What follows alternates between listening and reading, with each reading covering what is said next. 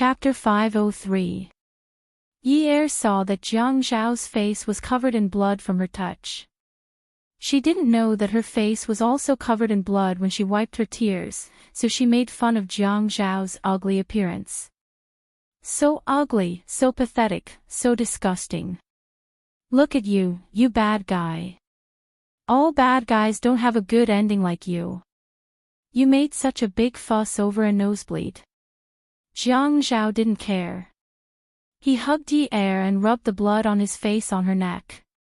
He smiled mischievously and said, "Hey, weren't you worried sick just now? Have you fallen in love with me? Yi, don't tell me you've fallen in love with me." Yi was stunned. What did he mean? Was he laughing at her? Was he laughing at her for being so worried about him? Was he laughing at her for falling in love with him first? Was he laughing at her for being such a fool? Yi snorted and said, "What are you thinking about? Would I fall in love with you? I would never fall in love with a bad man like you. I'm just afraid that if you die, the police will arrest me as a suspect. I don't want to go to jail. I still have a brother to take care of." Seriously, you're so full of yourself.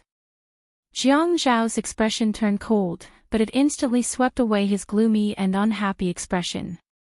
He exhaled and turned around to press Yi under his body. He didn't care about how inappropriate his image was at this moment. He smiled playfully and said, "Let's play a game. How about that?" "What game?" Jiang Zhao looked into Yi eyes and said, "You said it yourself. We don't have feelings for each other and we don't love each other. Why don't we make a bet? Whoever falls in love with the other first loses. How about that?" Yi clenched her fists in her heart. "Yi, see. Good job. Luckily, you didn't embarrass yourself by admitting that you've fallen in love with him. Although you've already lost at the starting line, you're still far away. You still have a chance to win, right?" She raised her neck and confidently opened her eyes. She smiled brightly and said, "Okay." Jiang Zhao gritted his teeth and stared at Yi for a few seconds. Jiang Zhao looked at Yi and said confidently, "Okay." It was as though he had signed a contract with God and would never go back on his word. He told himself to endure it. He couldn't bear to hit her, so he would just bear with it. Just wait and see. One day, this little hussy would fail miserably. She was amazing and self-righteous now. She didn't believe that she still didn't have feelings for him after living together for so long. Those who got married in the past didn't have feelings for each other either. Later on, they were still inseparable. Jiang Zhao went to wash up. They couldn't wear the blood-stained clothes anymore. They waited for Lu Qing to deliver the clothes for them to change into before going to work. After Yi woke up, she changed into a new set of clothes and looked in the mirror. It was a long-sleeved t-shirt and jeans. It looked good, but what about her neck? She put down her ponytail and tidied it to cover the two hickeys. Jiang Zhao said that her phone had run out of battery because of Zhuahao yesterday, so she borrowed it for a while. In the afternoon, she asked someone to return it to her. Yi didn't pursue the matter. When she opened the door, she saw that the boy's hand was being held by his girlfriend. Yi didn't know if it was an illusion, but the two of them looked like they were a perfect couple. They looked like they were together, but they were apart at heart. The boy smiled at her. It was faint, just like before. She thought that he was an indifferent person. He was usually clean and never worried about anything. He didn't show any emotion even when he was mocking her. She used to wonder what kind of family could raise such a boy. She never thought that someone like grandfather she would raise such a grandson. When those old men talked, it was like they were talking about gunpowder and nuclear bombs. Unwu, why are you guys here? Yi only knew that a large part of her memory was blank. What a coincidence. Yesterday, you fell asleep very deeply. We were the ones who sent you here. Later, Brother Zhao came over. We originally wanted to go back, but we were too tired, so we booked another room. Enyu smiled faintly. His hand that An was holding tightly tightened. An didn't even frown. She let Unwoo squeeze her hand. Last night, when they left this room, Unwoo lost his temper. To avoid making too much noise on the same floor, An specially booked another room. Unwoo almost flipped the room upside down. An didn't know how to persuade others. She just let Unwoo lose his temper.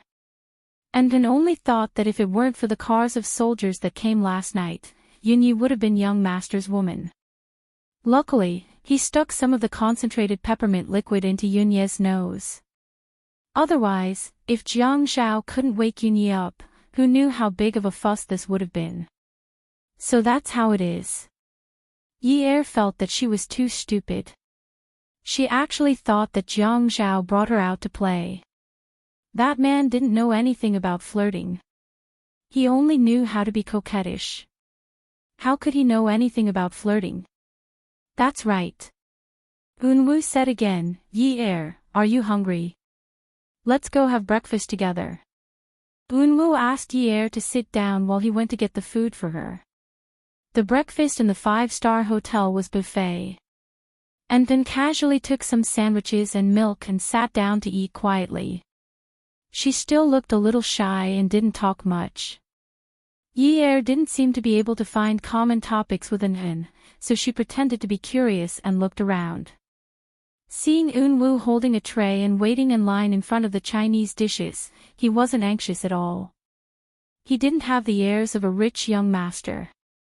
When someone accidentally bumped into him, he just smiled and told them, it's okay. It attracted a lot of infatuated girls. When Jiang Zhao brought the tray to Yi side, Yi realized how attentive this boy was. Single-sided egg, 2 drops of soy sauce on the raw egg yolk, straw. Orange juice, whole wheat bread.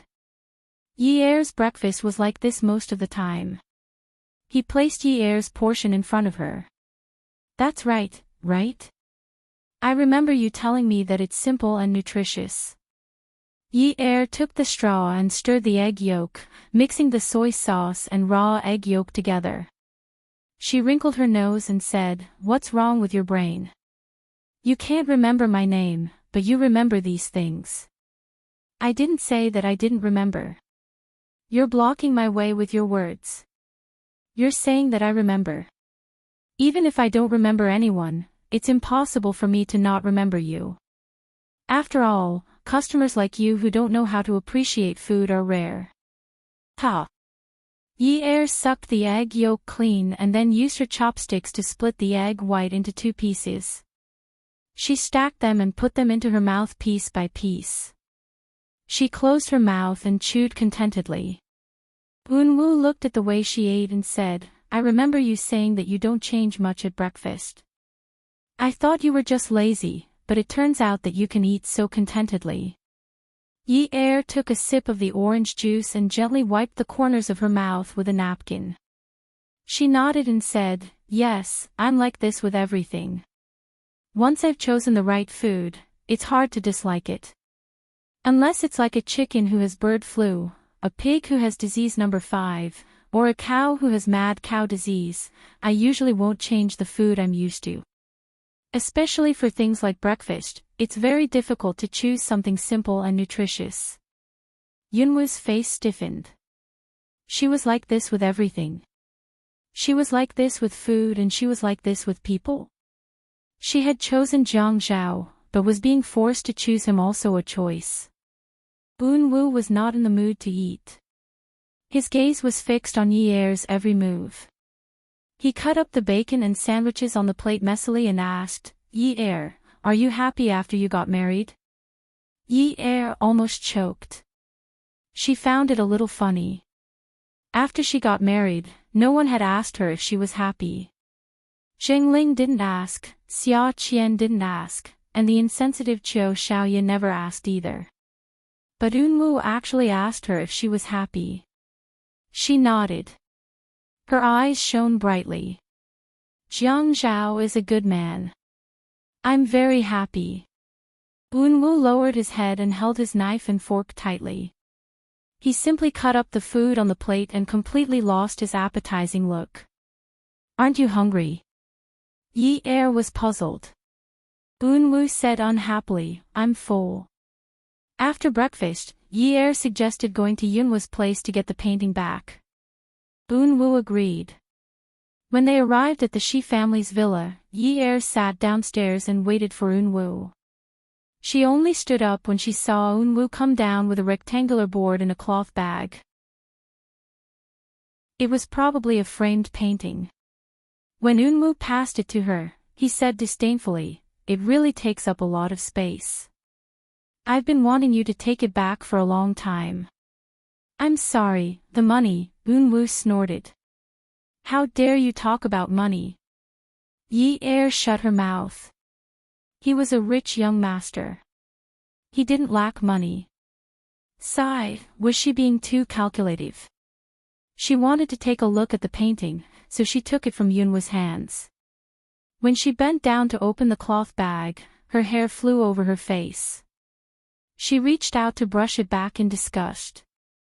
The two purple hickeys on her neck were exposed. Unwu looked at Yi Er's neck. Images of clothes fluttering in the air and naked bodies of men and women entangled with each other flashed before his eyes.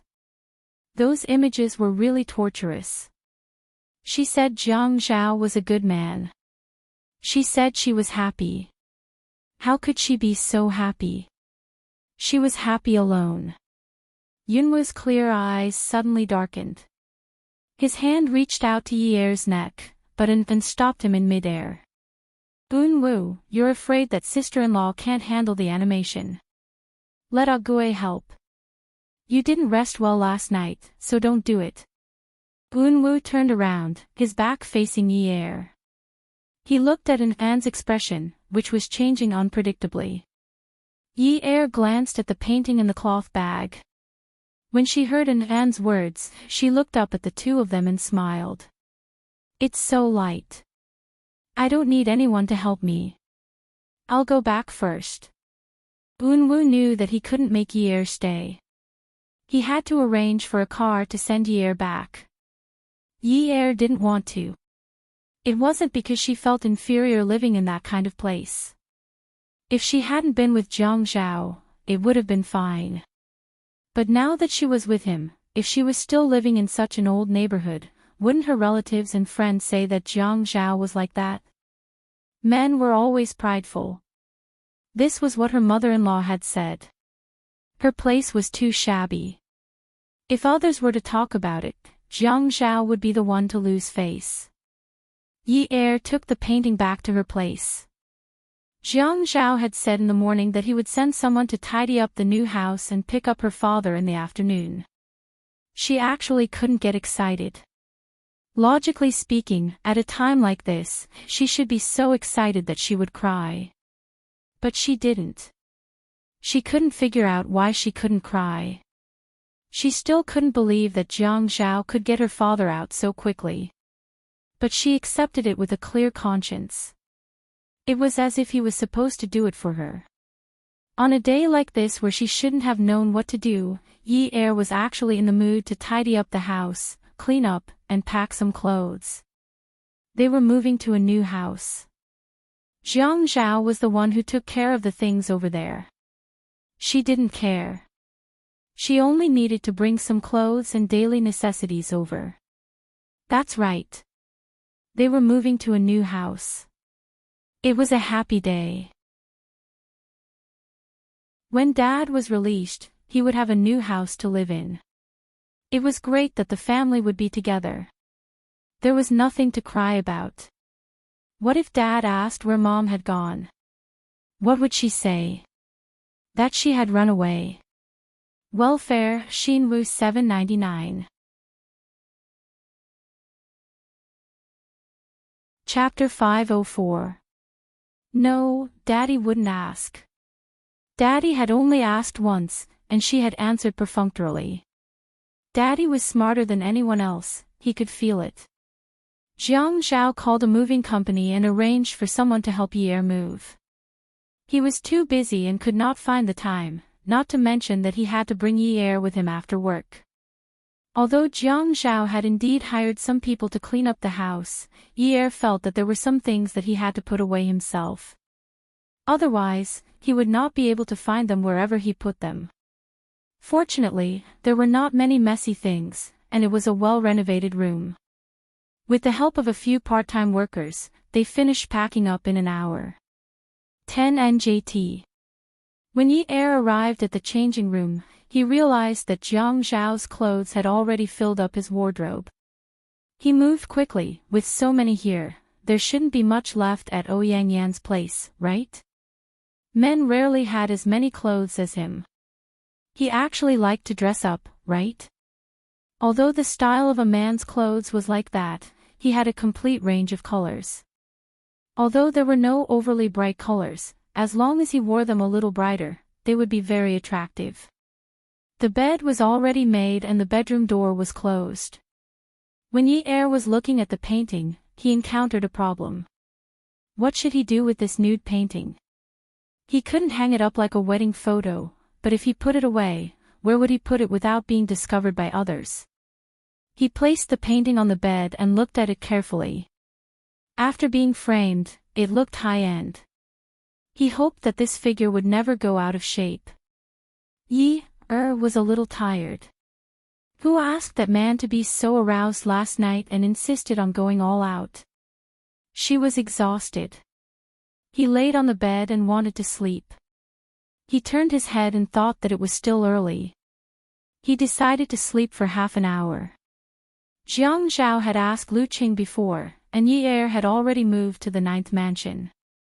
He had to pick up his father-in-law at 5 o'clock, so he had to go back and pick up Yi Er. When he opened the door and lowered his head to change his shoes, he called out happily twice. No one answered him, so he went to look for her room one by one. He guessed that she was packing her things. The room was very clean. He could live in it today. It was pretty good. With a more comfortable house to live in, she would definitely be happier. When he reached their bedroom upstairs, he realized that she was already asleep. She was probably exhausted. He wanted to go over and cover her with something. As soon as he laid down, he saw the nude painting on the bed. It was 1.23 meters long and 70 to 80 centimeters wide. This size would definitely be very beautiful.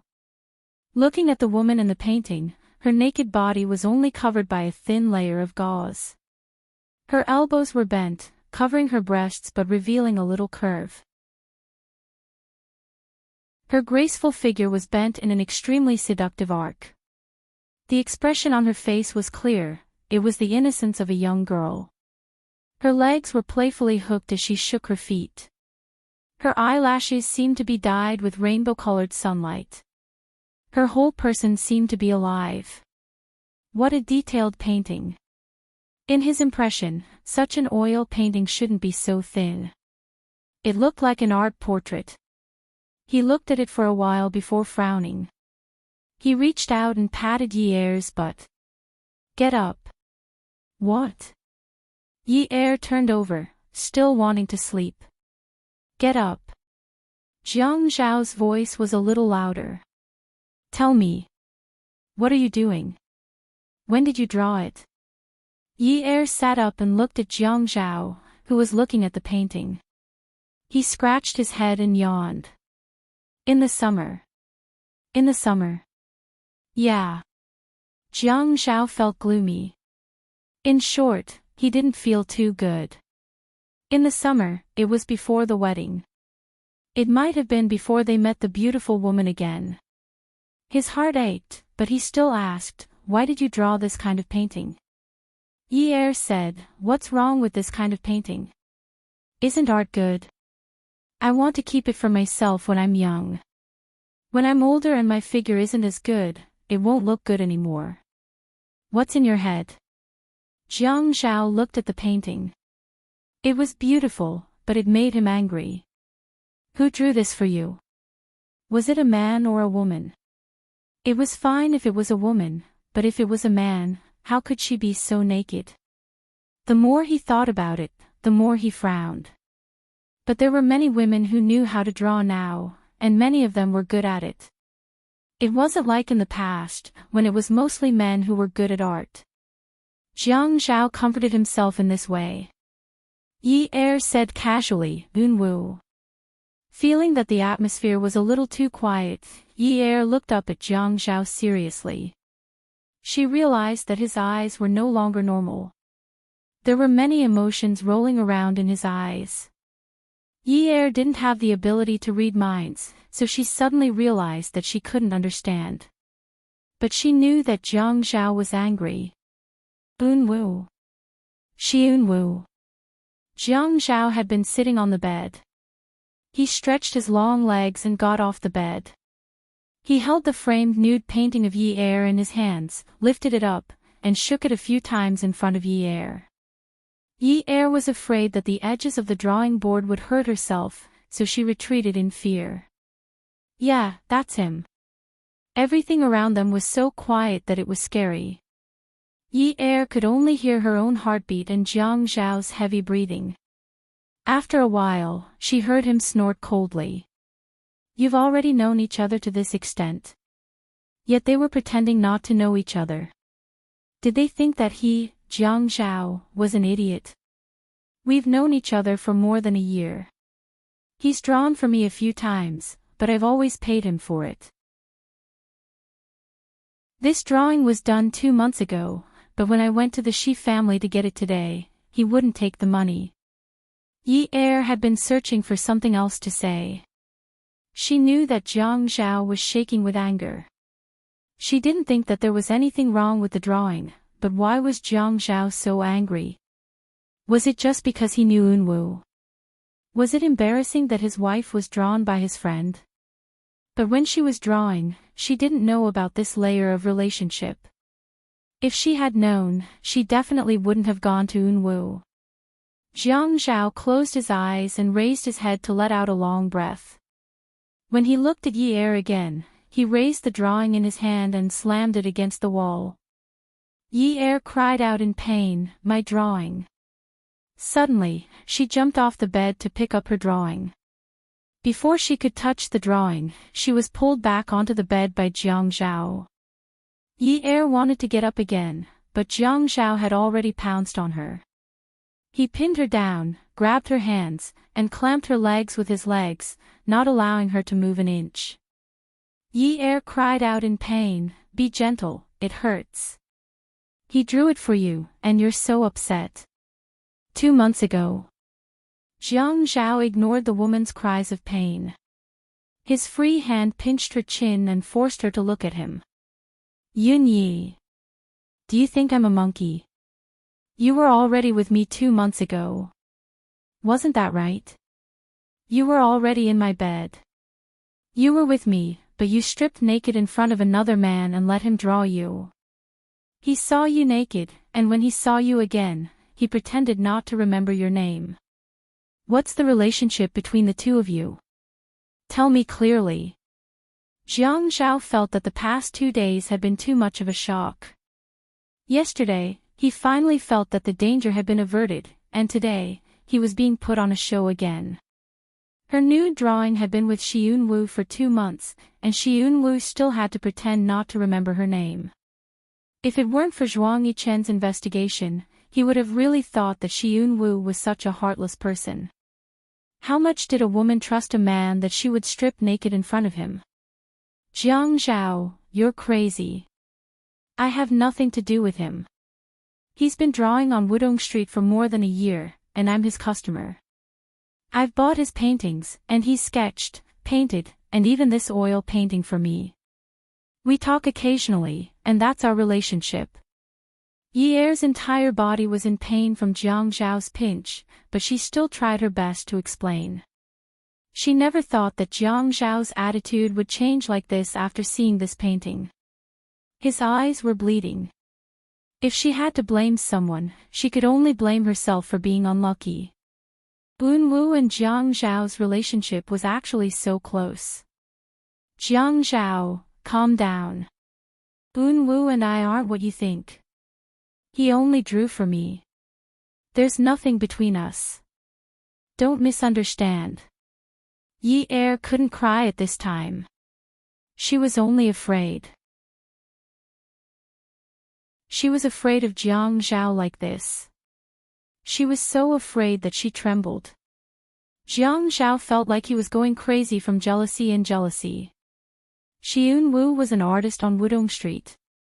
He really had the time. They were obviously very close, but he was pretending not to be close. What was he supposed to think? Jiang Zhao suppressed his voice with the last bit of his endurance. Why did you let him draw you? Yi Er didn't have the space to think of a countermeasure. She could only say what was on her mind. I think he looked very clean and didn't have any bad intentions. I've never seen anyone like him. His eyes didn't seem to have any impurities. I've known him for more than a year. Although I didn't know his name and mistook him for a poor artist, I trusted him a lot and felt very safe. So, you went to Hyatt and got a room. In that room, you slowly took off your clothes and slowly set up the easel. You let him tell you how you should pose to be considered beautiful. Isn't that right, isn't that right? Jiang Zhao was almost shouting towards the end. He couldn't calm down.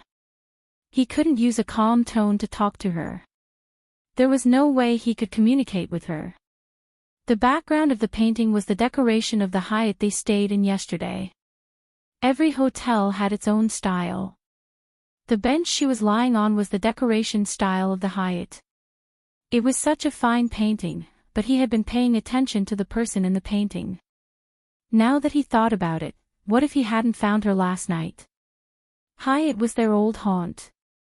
It was no wonder Xiun Wu wanted to go there. When she was with him, she went to get a room with another man and drew nude pictures. She trusted a man to such an extent. How could he maintain his balance and calm? Yi Er stared blankly at Jiang Zhao, who had lost control of his emotions. She didn't know what to say. What was the situation like at that time? Wu had indeed told her what to do. Seeing that Yi Er was silent, Jiang Zhao let go of her chin. He clenched his fist and punched the springy bed. Yi Er, I want to King kill you. I want to kill you right now, do you know that? Jiang Zhao lowered his head and viciously bit Yi Er's shoulder. His wife had told him how much she trusted another man in front of him. But that man was a wolf in sheep's clothing. Ah! Yi Er was in so much pain that she almost couldn't breathe. Strands of pain pierced her brain and broke. It was useless for her to struggle or resist. She knew that the man on top of her could really kill her. She felt her shoulder become wet. There was a sticky liquid flowing down from her shoulder to her back. Her nose was filled with the smell of blood. Jiang Zhao's mouth was filled with the sweet taste of rust. He still couldn't vent his anger. He wanted to bite her to death. Then, it would be good if she died. That way, she wouldn't talk about how good another man was in front of him. Come and see. Xinwu 799. Chapter 505. Yi Er was in so much pain that she couldn't take it anymore. She felt that if the man continued to bite her like this, she wouldn't be able to keep the flesh on her shoulder. She tried to bend her knees to push him away, but she couldn't. Jiang Zhao. You lunatic. B****. BT. Let go. Yi Er was gasping for air as she finished scolding him. It was too painful, as if a knife was cutting her. Jiang Zhao listened to Yi Er scolding him. After scolding him, she changed her words. The more he bit, the more his teeth ached. His entire face hurt. When she was with him, she would either coax or lie, or put on an act. But behind Shi Yun's back, she would say in front of him, did you realize that Eunwoo is as beautiful as Fei Yin? They both have soft and tender skin. She said that she had never seen someone like Shi Eunwoo. He was so clean that he didn't have any impurities. She said that she trusted that man, but she had never trusted him. Never. If I'm a lunatic, maybe ***, then what about Shi Eunwoo? What is he? Yi Er thought of Jiang Zhao's crazy reply and also spoke without thinking. He's 10,000 times better than you. He's pure, kind, he's not scheming, he's polite, he's a gentleman. Jiang Zhao was stunned for a long time. He let out a long sigh and rolled off Yi Er's body. He wiped the blood around his mouth and didn't say anything. He didn't even look at Yi Er's injuries. He got off the bed, went to the bathroom with a dull expression, and closed the door. Yi Er heard the sound of the shower turning on in the bathroom. She regretted what she had said. But words were like water that had been spilled. They couldn't be taken back. Jiang Zhao didn't even take off his clothes. He just stood under the shower and raised his head. The water from the top of his head continuously splashed onto his face. He reached out to wipe the water off his face, but it was useless. The water came back wave after wave. The fabric on his body was all stuck to his skin, revealing a bit of the color of his skin. His shoulders drooped, and he looked very weak. The gap between them was indeed too big. He was almost 30 years old, and she was only 19. Their views were too different. He couldn't keep up with her new ideas, and he couldn't understand her art. He felt that he had had enough. If he continued like this, he would be overdrawn. This woman was heartless. No matter how good he was to her, she would not feel that he was good. He had offended so many people. Did she think that it would be easy for someone like Yun Hongwei to be released on medical parole? Even someone from the provincial party committee came out to interfere. Originally, he didn't want to use the Qin family's connections, but he still did. For her, he dragged his family down. In her eyes, he was a bastard. He couldn't be compared to a wolf in sheep's clothing who had drawn nude pictures of her. The bathroom door opened, and he heard the sound. He turned around and saw a patch of red on his woman's shoulder. He frowned and told himself to remain indifferent, just like how she treated him. Otherwise, you would give her your heart and help her think of everything. You would do things for her wholeheartedly and want her to live a happier life, but she would hand you a knife and stab you in the heart. Yi Er walked over and looked at Jiang Zhao. She felt terrible. She suddenly understood. She was his wife, and his brother had drawn nude pictures of his wife. If it were any other man, he wouldn't be able to stand it. Ah, Zhao. Yi Er stood outside the open glass door of the shower and called out softly. Jiang Zhao stretched out his hand. Come here. Yi Er stood in the shower, but the moment she stepped in, she stepped back out. It was cold water. It was already the end of autumn, and she couldn't stand such cold water. Jiang Zhao was actually taking a cold shower. Ah, Zhao, I'll run some hot water for you. Come here, Jiang Zhao said coldly to Yi Er with a dark face. Yi Er gritted her teeth and stepped into the shower again. Jiang Zhao pushed up her t-shirt. Yi Er was shivering from the cold, but she didn't know what he was going to do. After pushing up her t-shirt, he took it off for her. The cold water splashed against the bloody teeth marks on Yi Er's shoulder. The blood was quickly washed away. Jiang Zhao didn't look there and undid Yi Er's underwear. Then he undid the buttons on her jeans. Yi Er grabbed Jiang Zhao's hand. Ah, Zhao, let's change the shower to hot water. It's too cold. It's not cold. He felt that the water was already hot enough. His heart was already cold. How could this little bit of water be cold? I just want to see what I'll do if you strip naked in front of me. Yunyi, I want to see how long you're going to put on this show. Yi Er widened her eyes. You still don't believe me. Jiang Zhao, you still don't believe me. I already said that it has nothing to do with him. Don't talk to me about believing. I want to see if that Xiyun Wu is a eunuch. I want to see if he can draw for hours without blushing when he sees your body. Jiang Zhao really didn't believe him. He didn't know how to build this trust, just like how Yi Er didn't believe him. He knew that Shi Yunhu's tolerance was extraordinary. But Yi Er's body was right there. He didn't believe that a man wouldn't have any reaction at all. Just like now, he saw her shivering from the cold. Streams of water flowed down her firm and round breasts. Her breasts were pink and tender. Her slim waist, sexy butt, and slender legs were white and slender. With such a body, which normal man would be able to look at it properly for a few hours? Could Xiyun Wu do it? No matter how good Shi Yunhu's tolerance was, it was impossible for him to forget after seeing it. His wife's nude painting had been placed in front of Xiyun Wu for 2 months for him to admire and fantasize about. He wasn't that generous. Yi Er didn't have the energy to defend herself. Jiang Zhao was humiliating her. He was completely humiliating her. He stripped her naked and placed her there like a display for him to look at and then waited for his reaction. She watched as his breathing quickened. She watched as he started to take off his shirt, unbuckle his belt, and take off his pants. He was telling her that a normal man would react like this when seeing a woman's naked body. Any man would have the same impulse as him. He was telling her with his reaction that he didn't believe that she and Eunwoo were innocent. Yi Er angrily hooked her arms around his neck and then jumped on top of him.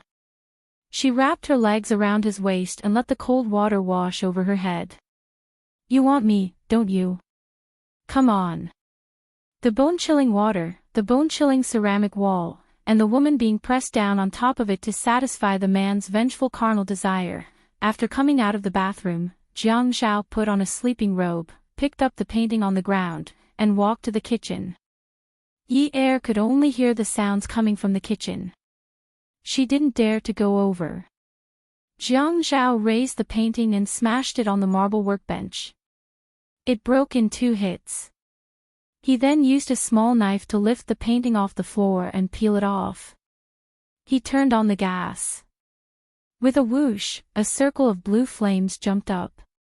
He threw the painting that he had peeled off from the drawing board in his hand. There was actually a crackling sound. As he watched the colorful painting slowly turn charred, Jiang Zhao used the knife in his hand to move the edges that weren't burned by the fire closer to the center. This was a painting of another man, and it was a painting of another man after they were together. This man wasn't just anyone. He was the man that Grandpa and Grandpa called brothers every day. When he saw this painting, he felt the fire in his chest burn even brighter than the flames in front of him. What kind of bullsh*t art was this? Bullsh*t art. After burning the painting and leaving the ashes, Jiang Zhao returned to the bedroom. Yi Er sat there with a towel wrapped around her. She was in a daze. Jiang Zhao went to get the first aid kit and placed it on the bed. He sat on it, took out an alcohol swab, disinfectant, and sat behind Yi Er.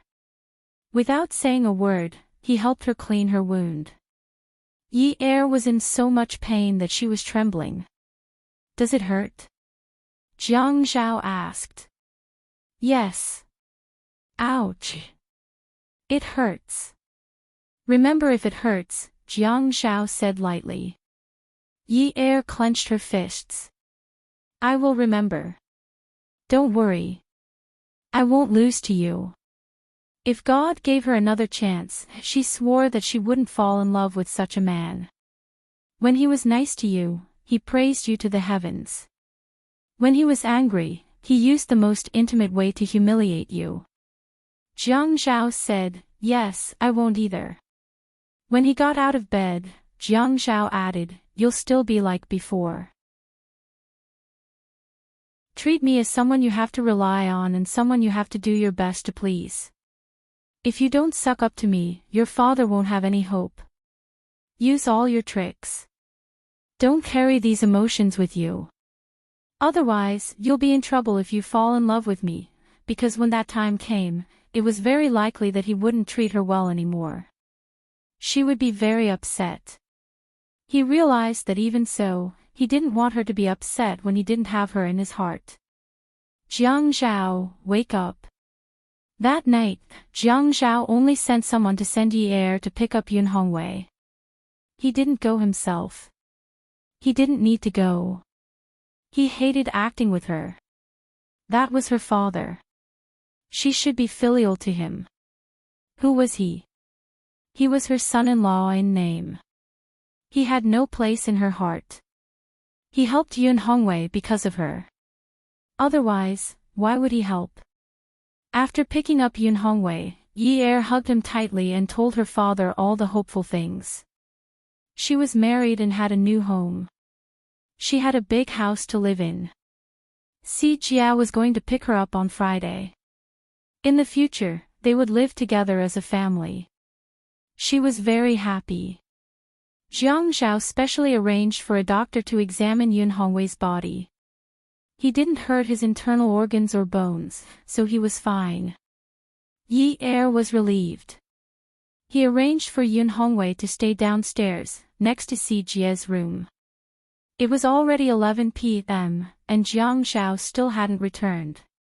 Yun Hongwei asked, but Yi Er lied and said he was busy. Yun Hongwei didn't say anything else.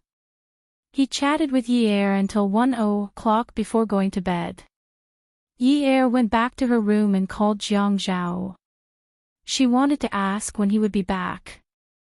The call went through, but it was Yang Yan's voice. Hello. Where's my husband? He's asleep. Put him on the phone. The next second, Yi Er heard Yang Yan urging softly, phone. Phone. It's Yi Er.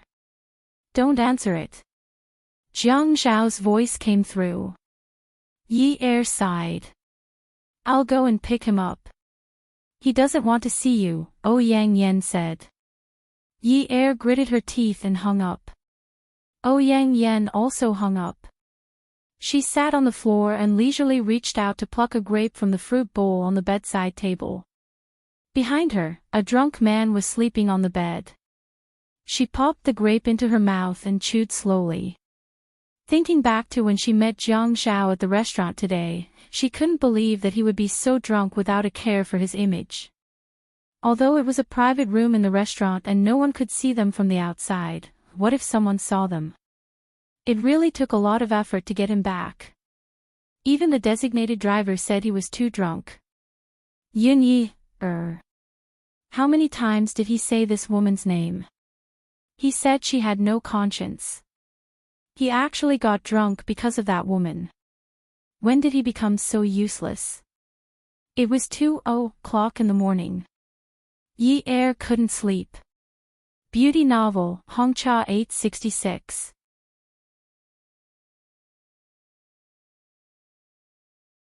Chapter 506. She sat on the bed, thinking about what happened today over and over again. She thought about the conversation between them. She started to reflect on herself. She hated Jiang Zhao for biting her and not believing her. But when she said those hurtful words, she did not think about it from Jiang Zhao's perspective. Just like what Jiang Zhao said, she was not in the right mood because she cared about him.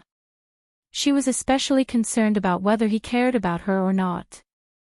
He bit her so painfully, but he did not feel sorry for her at all. When she saw him bleeding a little, her heart ached terribly. She felt it was unfair, and she got angry. She treated the thing that a man cared about the most as something unrelated. She only remembered that Jiang Zhao bit her and humiliated her. However, she had never thought deeply about why Jiang Zhao wanted to hurt her or humiliate her. He is a man, and he is used to being high and mighty. He has money, status, and is respected by others. Wu is his brother, and he painted a nude picture of his wife. When they met, he pretended not to know about it. How will he feel when he faces Yunwoo now? If she happened to be present, what a terrible change in his attitude would have taken place. He will feel that everyone is looking at him as a joke. Moreover, he is not a businessman. He is a mayor. Her mother-in-law had said that she should not do anything immoral when she married Jiang Zhao. Wasn't this painting offensive to public morals? Regardless of whether the cause of this matter was wrong or not, from Jiang Zhao's point of view, he was not wrong. He was angry and did not pick her father up. He did not come back for dinner. He did not come back to sleep. She did not feel wronged. But he could not let her spend the night at Ouyang Yan's place. Yi Er got out of bed and put on a t-shirt and jeans. Her shoulders were still hurting. She remembered telling him that she would not forget and would not lose. But she felt she had gone overboard. Her eyes were a little red, and her nose was sore. She put on a sweater for herself and told Yun Hongwei that she was going out for a while. Yun Hongwei also felt that there was some conflict between the couple and did not say anything. He only reminded her to be careful. Yi Er took the keys to the jeep and went to the underground parking lot. He pressed the sensor and got into the car. The Wrangler gave the driver a strong sense of superiority. Yi Er sat very straight, as if the road was specially built for her. The car drove very fast. When Yi Er got out of the car, she straightened her back and took a deep breath to cheer herself up. Good luck. When she arrived at the place where she and Jiang Zhao used to live, she stood at the door with her hand raised in the air. She was about to knock on the door, but after thinking about it, she couldn't figure out why she had to knock. This house belonged to her husband. Why did she have to knock on the door? So she took out the key from her bag, turned the keyhole, and pushed the door open. Ouyang Yan heard someone open the door and quickly put on his slippers. Before he reached the door, Yi Er had already opened the door and entered. Yi Er closed the door behind him. Without changing his shoes, he walked straight to the bedroom, ignoring the Ouyang Yan. Ouyang Yan went to grab Yi Er. What are you doing? This is my house. Who let you in? Yi Er flung his hand away. Ha, what a joke. This is my husband's house. Do I need to tell you what I'm doing here? I want to ask you something.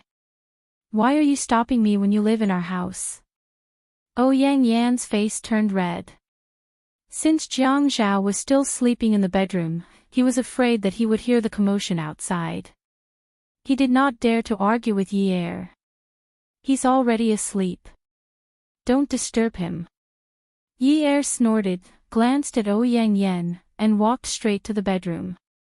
Ouyang Yan chased after him, grabbed the doorknob, and refused to let Yi Er open the door. Jiang Zhao heard the commotion outside the door. Although his head was very dizzy, he still sat up and looked at the layout of the house. Why did he come here? Was he stupid? Did he come here on his own because he was drunk? Since when did he become like this? Just as she was frowning, she heard Yi Er's arrogant voice. Ouyang Yan, don't put on such a gentle and magnanimous front. The person sleeping inside is my husband, and this house belongs to my husband. What right do you have to stop me from entering? Because you're a guest. To put it nicely, I'm treating you as a guest. To put it bluntly, I'm treating you as a guest. If you ask me, with your family Ouyang's wealth, you won't be unable to afford a house for your daughter. Even if you can't afford a house, you should be able to rent one, right? I think your pajamas cost a few thousand. The bag hanging at the door is worth 40,000 to 50,000 yuan. It's enough to rent a high-end apartment and renovate it for a year. How can you be so thick-skinned? My husband didn't ask you to move because of your past relationship. Don't tell me you think a man's pride is because he wants to divorce me and marry you. Jiang Zhao sat on the bed and almost laughed. How could he be so fierce? Dong Xuebing looked at the clock on the bedside. Why did he come so late at night? Jiang Zhao slowly laughed. He lay down and continued to sleep. But he couldn't sleep now. His wife came to look for him. He couldn't sleep and was very excited. He felt his life was cheap. In the afternoon, he said he was going to ignore her. But now, he was so happy. Dong Xuebing pulled the blanket over his head and laughed secretly. He realized he was too easy to be satisfied. Last time, he said she should come like a shrew and catch him. At least she cared about him. Even if they quarreled today, he still hoped she would care about him. Yun Yi, if you didn't force second brother to marry you, he wouldn't be in such a miserable state now. He has enemies everywhere. He was supposed to be the mayor of Ming City, and now, he delayed it. People say that marrying a virtuous wife is to bring fortune to the husband. You didn't bring fortune to him, and you keep causing trouble for him. What right do you have to shout in front of me? Don't you feel guilty? Jiang Zhao listened to Ouyang Yen scolding Yi Er and sat up again. He realized Yi Er didn't say anything for a long time. He lifted the blanket and was about to go out to take a look when Yi Er spoke again. She laughed scornfully. What's wrong? Are you jealous? Are you jealous that he didn't blame me even when he was in such a state? Are you jealous to death? You can't help it. This is my husband. Why are you looking at other people's husbands so well? Don't be jealous. If you want to be a strong woman, go ahead. Don't drool at other people's husbands all day long. It will affect your image. Outside the door, Yi Er pushed Ouyang Yen and turned the handle of the door. She entered the room and saw Jiang Zhao sleeping under the blanket. She was furious. Was Ouyang Yen sleeping on the bed now? Did the two of them sleep together just now? Yi Er walked over angrily and yanked the blanket away forcefully. When she threw the blanket on the floor, she realized that Jiang Zhao hadn't even taken off his pants. Yi Er froze. When she saw Jiang Zhao glaring at her with a dark expression, she immediately smiled obsequiously. She jumped onto the bed and burrowed into Jiang Zhao's arms. She hugged his neck and started kissing him, completely ignoring the audience standing at the door. She said coyly, "Hubby, why aren't you going home? Did you drink? If you don't go home, I won't be able to sleep. Let's go home." Taijiang curved mouth. Jiang Zhao's expression darkened because he didn't manage to continue acting. Yunyi didn't play by the rules at all. He thought that she would at least misunderstand, but in the end, she directly lifted the blanket for him.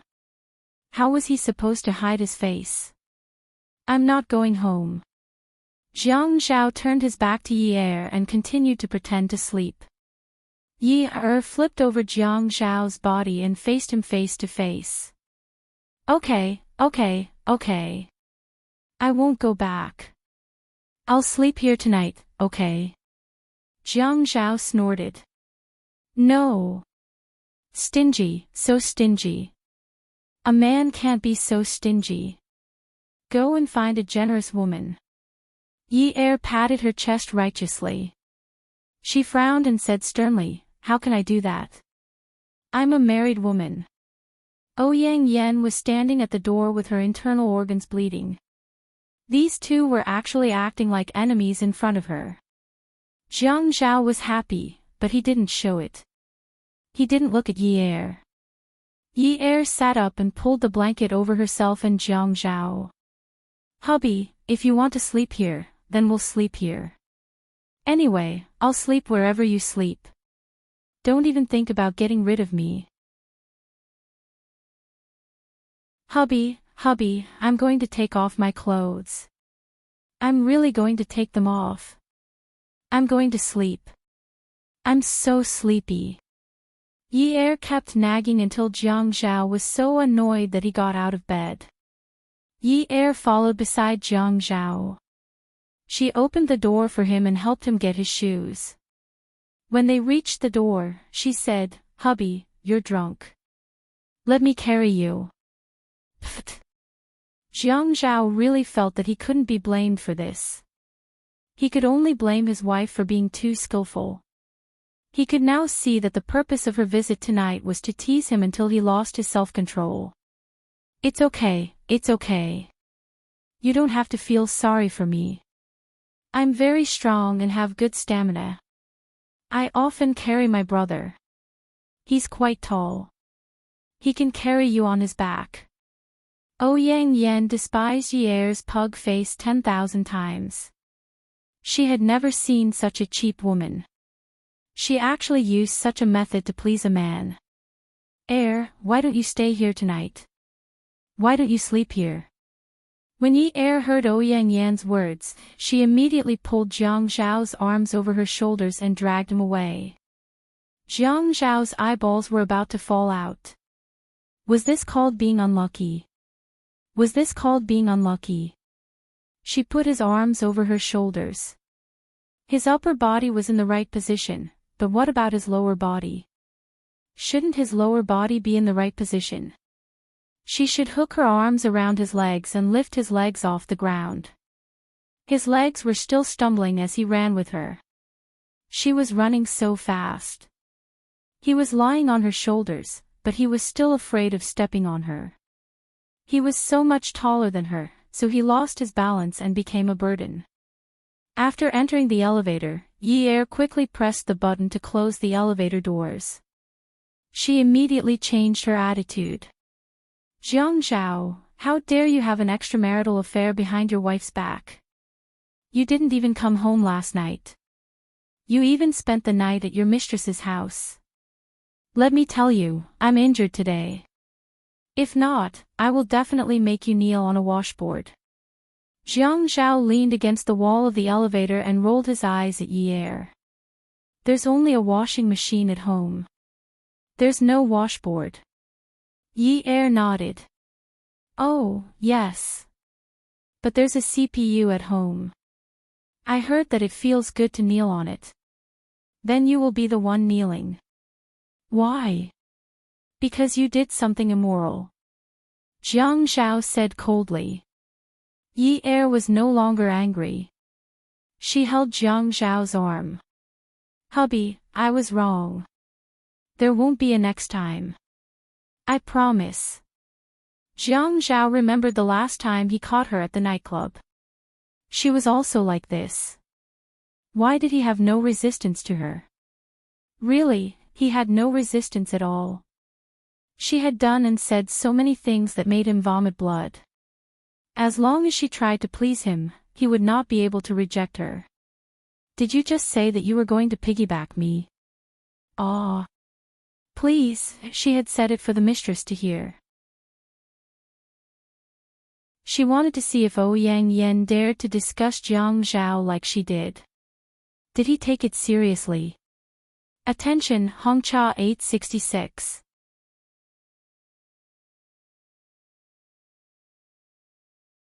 Chapter 507. Are you trying to trick me? Jiang Zhao appeared very unhappy, but he was calculating in his heart. When she said, "Aw," just now, he knew that she was joking, but he insisted that she carry him. Yi Er thought to herself that although she was not short, he was too tall for her to carry him, right? How could he take her seriously? Couldn't he think for a lady and pretend to reject her? For example, she suggested that he carry her. He would immediately say that he was too embarrassed. She could immediately say that it was fine. This fellow was too thick-skinned. Did he really want her to carry him? Yi Er still did not quite believe him. "Hubby, let me support you. I drank too much. I can't walk." When the elevator reached the underground car park, Jiang Zhao shamelessly leaned against the elevator wall and refused to get out. Yi Er cursed in her heart. "You're ruthless. You have a mistress. You're so great." If it wasn't for the old fox living upstairs, she would not have bothered with him. Who knows, the old fox might come down to pick him up the moment she left. Yi Er gathered her strength and stood with her back facing Jiang Zhao.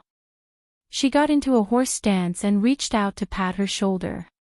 Come on. Jiang Zhao was just about to pounce on Yi Er's back when Yi Er realized something was wrong. She turned her body and stood up again. This time, Jiang Zhao almost fell to the ground. After he steadied himself, he glared at Yi Er. Yi Er's eyes wrinkled into triangles as she rubbed her stomach pitifully. Hubby, I'm so hungry. Why don't we go eat something to replenish our strength? When I have strength, I'll carry you on my back, okay? No, you just said that you were strong. Yi Er still looked very pitiful. She didn't care whether Jiang Zhao's face was cold or not. She burrowed into his arms and said, But how am I strong? I've been tortured by you every time. I'm very weak.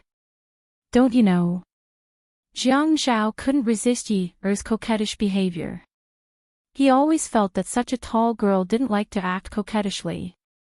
When she acted coquettishly, it was also funny. But she just could make it look cute like a little bird. At this time, the underground car park was very quiet. The elevator was not in use and did not open for a long time. The number 1 stood there quietly. Jiang Zhao forced Yi Er to the left corner. I can't take a picture to film it. You can't? Yi Er asked. Yes, I want to see how weak you are. Hey, don't. Yi Er retorted. Her expression changed. She actually came here to talk to a drunk man about ambiguous topics. Had she never heard of drunkenness before? Hubby, I'll carry you out right now. Come on, I'm strong. The man's hand had already unbuttoned the woman's jeans, but he did not take them off. He only put his hand in. Yi Er suddenly trembled. Jiang Zhao saw her reaction and immediately pressed her head into his arms. Be good, don't raise your head. Jiang Zhao, don't be so naughty. Yi Er panted and grabbed his shirt. She did not dare to move. Her whole body was on fire. She wanted to twist and turn. It was too uncomfortable. If you continue to pinch and twist like this, my fingers will be broken by you. The man lowered his head and sucked the woman's ear. Don't say that. Are you shy? When the man spoke, his hands did not stop moving. In an instant, the woman softened in his arms. He teased, as expected, so weak. So weak. Hubby, are you not going to carry me? No, I have to carry you. Yi Er felt that she had met a rare specimen. She asked in disbelief, You still want to carry me? It was only when they got back to the car that Yi Er understood what Jiang Zhao meant by carry. He adjusted the seat and flipped her over. Then he pressed his entire body on top of her and said, Considering that you are very weak, I reduced the difficulty of carrying you. Does hubby love you very much? Yi Er wanted to curse. He knew that she did not like being the back seat. If he pushed it too hard, it would hurt her to death. However, Jiang Zhao said, Don't worry, I won't push it too hard. After the car ride, Yi Er was sure that Jiang Zhao was a man of his words. Indeed, it was not as deep as the first time he was the back seat. It was not deep. It was very suitable, very good. Back at number 9 mansion, Jiang Zhao tidied his shirt and took off the front mirror. He looked at himself and tidied his hair before getting out of the car with Yi Er. When they reached home, Yun Hongwei was still awake. He was sitting on a chair in the dining room. When he heard the sound of the door opening, he walked to the living room. He saw Yi Er leading Jiang Zhao home. He did not seem to be uneasy because he had just been released from prison. He walked to the entrance graciously. Jiang Zhao saw Yun Hongwei walking over and greeted him politely before changing his shoes. Dad. Yi Er's heart softened. Yun Hongwei was still acting graciously earlier. But when he heard Jiang Zhao calling him Dad, he felt uneasy. Jiang Zhao noticed that Yun Hongwei was not used to it, so he asked naturally. Dad, it's so late. Why are you still awake? I was waiting for you all. I was a little worried. Yun Hongwei was an honest person, and he does not know how to flatter Jiang Zhao. Just because Jiang Zhao was the mayor, he did not try to curry favor with him. He felt that if Feng Yu was not his son-in-law, he might try to curry favor with him in the past. It was not because he thought highly of himself. But his daughter still needs status. As a father, he should not try to curry favor with his son-in-law. They were a family, and they should respect each other. Furthermore, Jiang Zhao had addressed him as Dad the moment he entered the house. He felt that Jiang Zhao would not look at him differently. Dad, I'm sorry. It's a little late today. I had to ask Yi Er to pick me up before I came back. I made you worried. You're not in good health, so you should rest early. Jiang Zhao changed his shoes and looked at Yun Hongwei apologetically. Yun Hongwei looked at the wall clock. It's fine. It's fine. You should take care of your health. You all should rest early. After saying that, Yun Hongwei returned to his room. Jiang Zhao and Yi Er went upstairs and closed the door. Jiang Zhao was not sleepy. He had a lot of things on his mind today, and Yi Er was not sleepy either. Both of them sat cross-legged on the bed. Yi Er raised his hand. Ah Zhao, I will reflect on what happened today. Jiang Zhao was stunned for a moment, but he put 2 fingers on her lips to stop her from talking. He pulled her shoulders and looked at the bite marks. He blew on it gently. When he sat up straight, he looked at Yi Er and said seriously. First, don't mention what happened today again. I had burned the painting. You are not allowed to have such thoughts in the future. Second, you should stay away from Xiyun Wu. I don't allow you to be alone with him. Third, if Xiyun Wu's girlfriend asks you out alone, you are not allowed to go either. Jiang Zhao's words were overbearing and domineering. Not allowed, not allowed, not allowed. Yi Er kept nodding. Okay, I won't be alone with him, and I won't go shopping with his girlfriend. Are you relieved now? I'm not worried about you, but I'm worried about him. Ha! Then what should I do? Yi Er felt that Jiang Zhao was worrying too much, but she had to go along with him on the surface. Jiang Zhao said, What about you? Nothing. Just do what I said and don't allow me to do it. About school, what major do you want to study? Yi Er didn't know why Jiang Zhao was talking about studying again, but since he asked, she had already planned for her future. Sister Xiaoya said that she wanted me to be her assistant and study fashion design. After I graduate, she will introduce me to a job as a designer. Jiang Zhao snorted disdainfully. Forget it. Who wants her to introduce you to a designer? If you really want to be a designer like her, go ahead and study. After you study, I can make you the second Xiaoya Qiu in Haiqing. Actually, he just felt that it was best for her not to get involved in anything that had to do with Zhuang Yichen. He was really afraid that it would ruin things between women. Hubby, are you serious? Why should I be serious? It's just money and resources. It's not that difficult. Yi Er heard Jiang Zhao's tone and felt a little indignant for Xiaoya. She whispered, Sister Xiaoya is so famous. She's really capable. Jiang Zhao smiled and reached out to flick her forehead. That's not because Xiaoya is capable. It's because Zhuang Yichen is capable. It's too difficult to make a name for oneself in this society. There are countless designers who are smarter, more inspired, and more talented than Qiu Xiaoya. What does she have to be capable of? It's all because of Zhuang Yichen. It's just that no one outside knows that Qiu Xiaoye is Zhuang Yichen's woman. That's why she got such a big advantage. All the young ladies in Haiqing treat her like an inspirational novel. In fact, without Zhuang Yichen, Qiu Xiaoye is nothing. Yi Er suddenly changed her opinion of Zhuang Yichen. I couldn't tell that Zhuang Yichen treats women so well. Jiang Zhao snorted unhappily. Am I not good to you? Yi Er realized a problem. In fact, she couldn't casually praise other men in front of her man. This was an unspoken rule, especially when her man was already good. The one she needed to praise was the man in front of her. Of course. My husband treats me the best.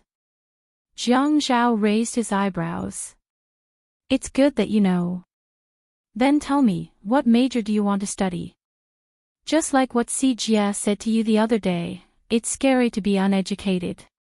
Hurry up and study, so that you don't keep making me feel bad. Yi Er pouted and said, Hubby, you don't like me.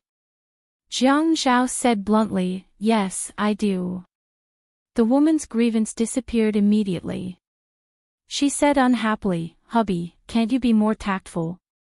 The man frowned. How should I be tactful? Teach me, should I say it like this? Wifey, you know so many things. It's not a problem to communicate with you. Wifey, you really know everything from astronomy to geography. No one can compare to a female Zhuge in this world. Wifey, you're really... That's enough. Shut up. Oh, if you talk like this, should I say, Wifey, you're so gentle. Jiang Zhao, I hate you. I know. You know. Yes, because women like to hear nice things. If someone says something unpleasant, they won't like it. Moreover, you're an uneducated woman.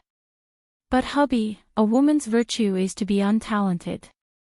But wifey, transmigration is fake. You can only dream of returning to the Qing dynasty tonight. Yi Er raised her voice again. Jiang Zhao, can't you coax me? Oh, Gigai, Gigai.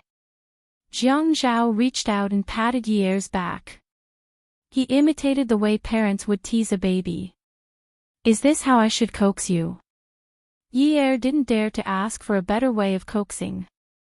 Jiang Zhao's limit was being obedient. Hubby, let's live happily in the future, okay? Don't go to Ouyang Yan's place. You're married to me. How can you be involved with other women? Okay. Yi Er was shocked that Jiang Zhao agreed so readily. Really? Come and see Songshu 566.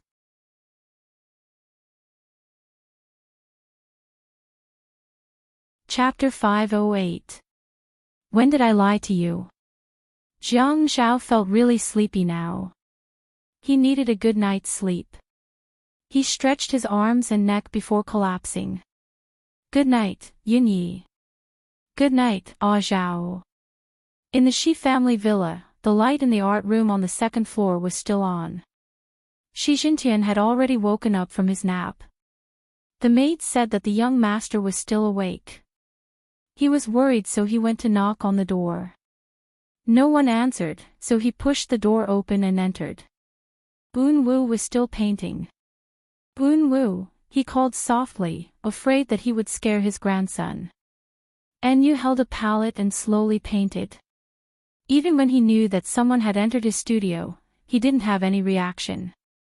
He looked at the painting leisurely, and there was even a faint and confident smile on his face.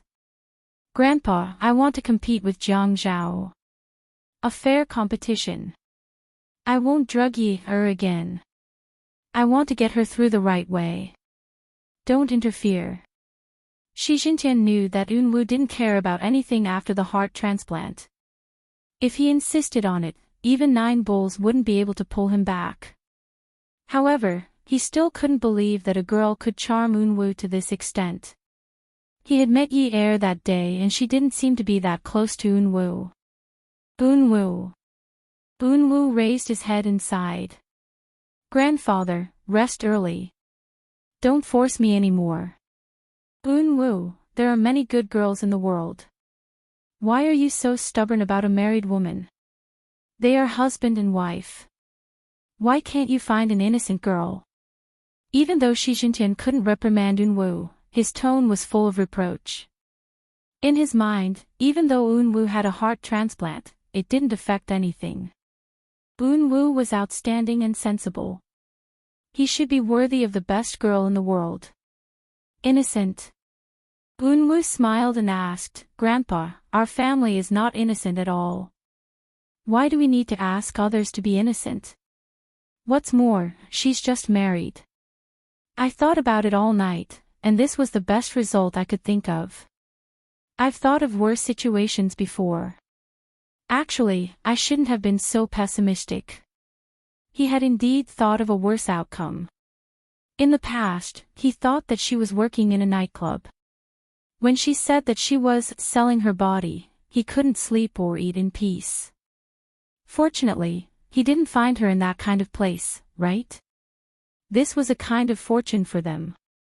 He had thought about what she had said during breakfast many times. If she was really such a stubborn person, so what if he took her body? He wasn't an impulsive person.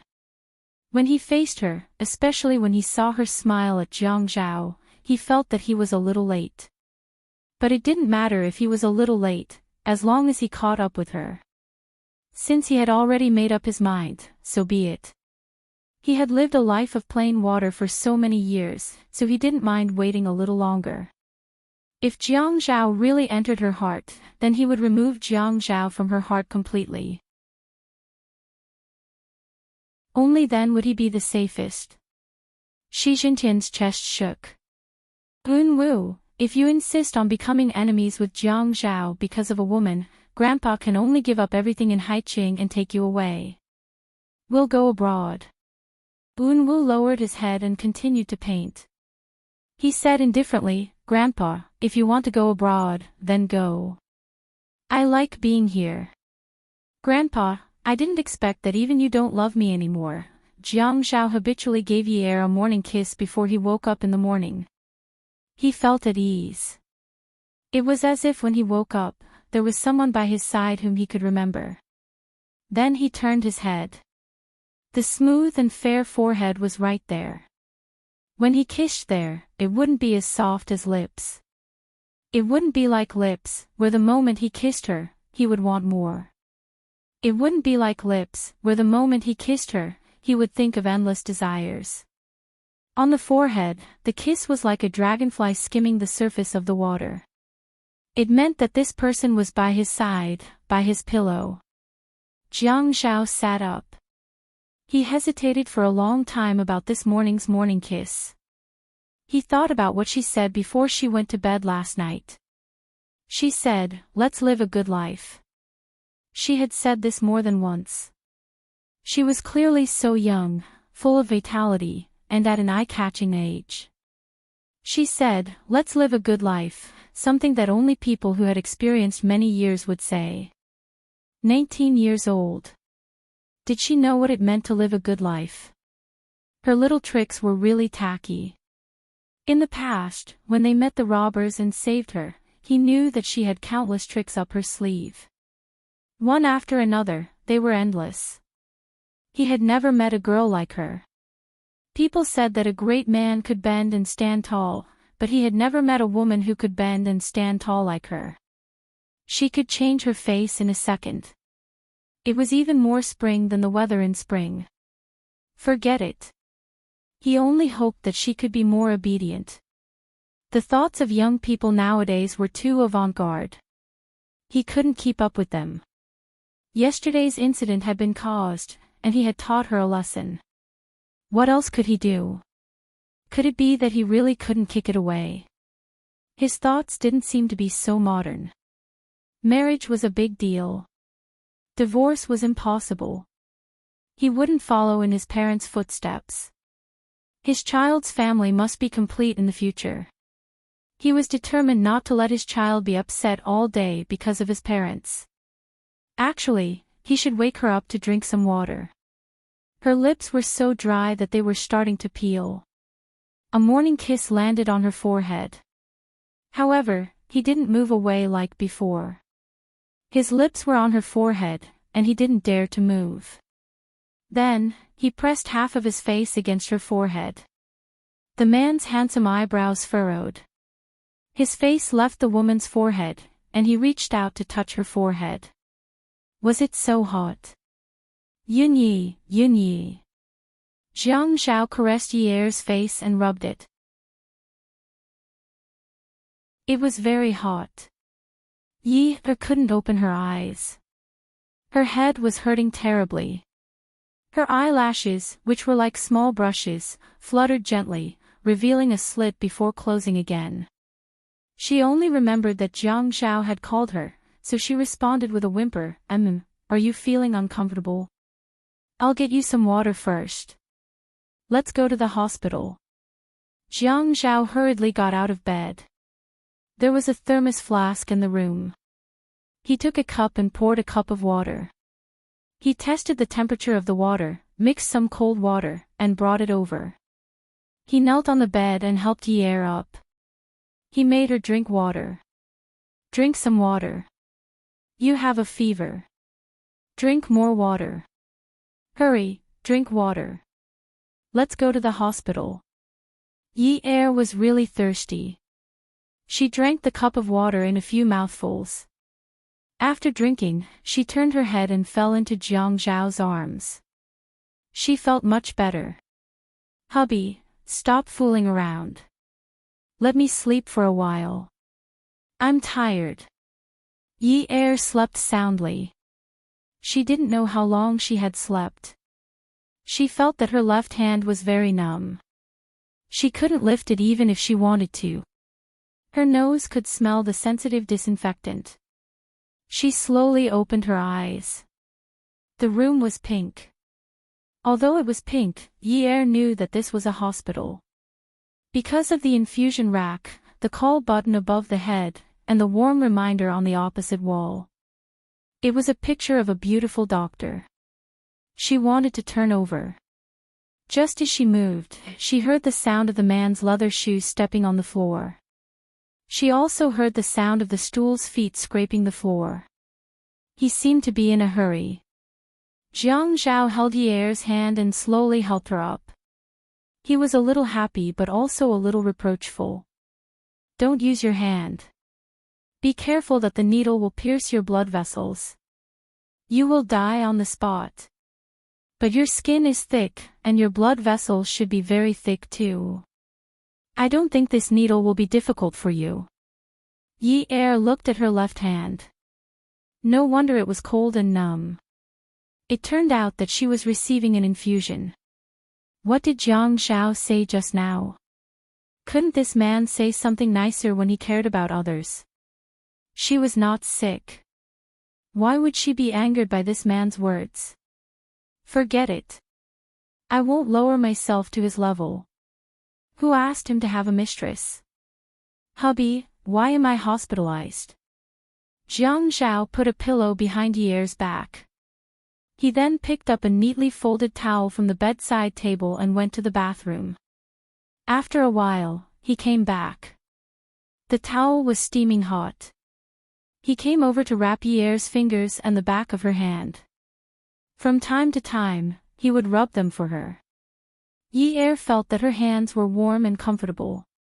This man was so nice and attentive. He must have rubbed her hands many times just now, right? But when the woman's longing for the man surged over like an unending wave, the man immediately used an extremely cold and unparalleled martial art to freeze the huge wave. Jiang Zhao was massaging Ye's blood vessels as he sneered coldly. You had a fever and went into shock from the fever. You almost became an idiot. I can't raise an idiot wife in the future. It's too much of a loss, so I spent money to send you to the hospital. Hey, can't you save me some money? It's hard to earn money. How much do you think your hubby's monthly salary is? If you spend my money again, I'll only give you porridge every day. Ye couldn't believe it. Ah. What did you say when you got married? You said that you'll give me abalone and wings every day and raise me like a fox pig. Now you say that you'll give me porridge every day. I'm still developing and will grow taller. You're abusing me. But how much abalone do you have to eat for a day in the hospital? If you eat too much, it's easy for you to be overnourished. Porridge is good. You can have porridge tonight. I want to eat ginseng, abalone, and wings. The doctor said that it was best for patients to eat porridge. Yi-er looked at the hospital's decoration and the single-room environment. It was so cozy. A special ladies' ward must not be cheap. She pouted and said, but you can't be so biased, right? Didn't you say that you have so much money that you can buy the entire 9th mansion? How much did it cost you to spend for a day in the hospital? Cheapskate. Jiang Zhao touched the towel and felt that it wasn't so hot anymore. He then touched Yi-er's hand and felt that it wasn't so cold anymore. Seeing that she had woken up, he increased the volume a little more. That's why I told you to study more. It's really scary to be uncultured. You don't understand culture. As the daughter of a businessman, don't you at least know about the market economy? Yi-er's blood was stuck in her throat, but she couldn't spit it out. Jiang Zhao continued to provoke her. You're hospitalized, so you can't get back the money you spent. But 9th mansion is different. It's a good location, has good facilities, and a good house. After spending this money, you can just sit back and wait for the value of the house to rise. How can it be the same? Yi-er stared at Jiang Zhao. Jiang Zhao, did I owe you 100 million in my previous life? He clearly had a grudge against her, so he couldn't help but mock her. That's right. So in this life, you're here to repay your debt. Forget about the interest. Just pay the principal. Yi-er was so angry that she couldn't say anything. You're really, Jiang Zhao smiled and reached out to press the call button. He raised his eyebrows and said smugly, really what? Am I really so kind? I think so too. That's why I'm so kind. You have to save your money in the future and don't spend it recklessly. When we run out of money to eat abalone wings, I'll see how you're going to act like a fox pig. Yi-er was panting with anger. Jiang Zhao was also like this when he was sick. He didn't even say anything nice to coax her. She didn't know that when she went into shock from her fever in the morning, Jiang Zhao had been scared half to death by her. Beauty novel, Hongcha 866.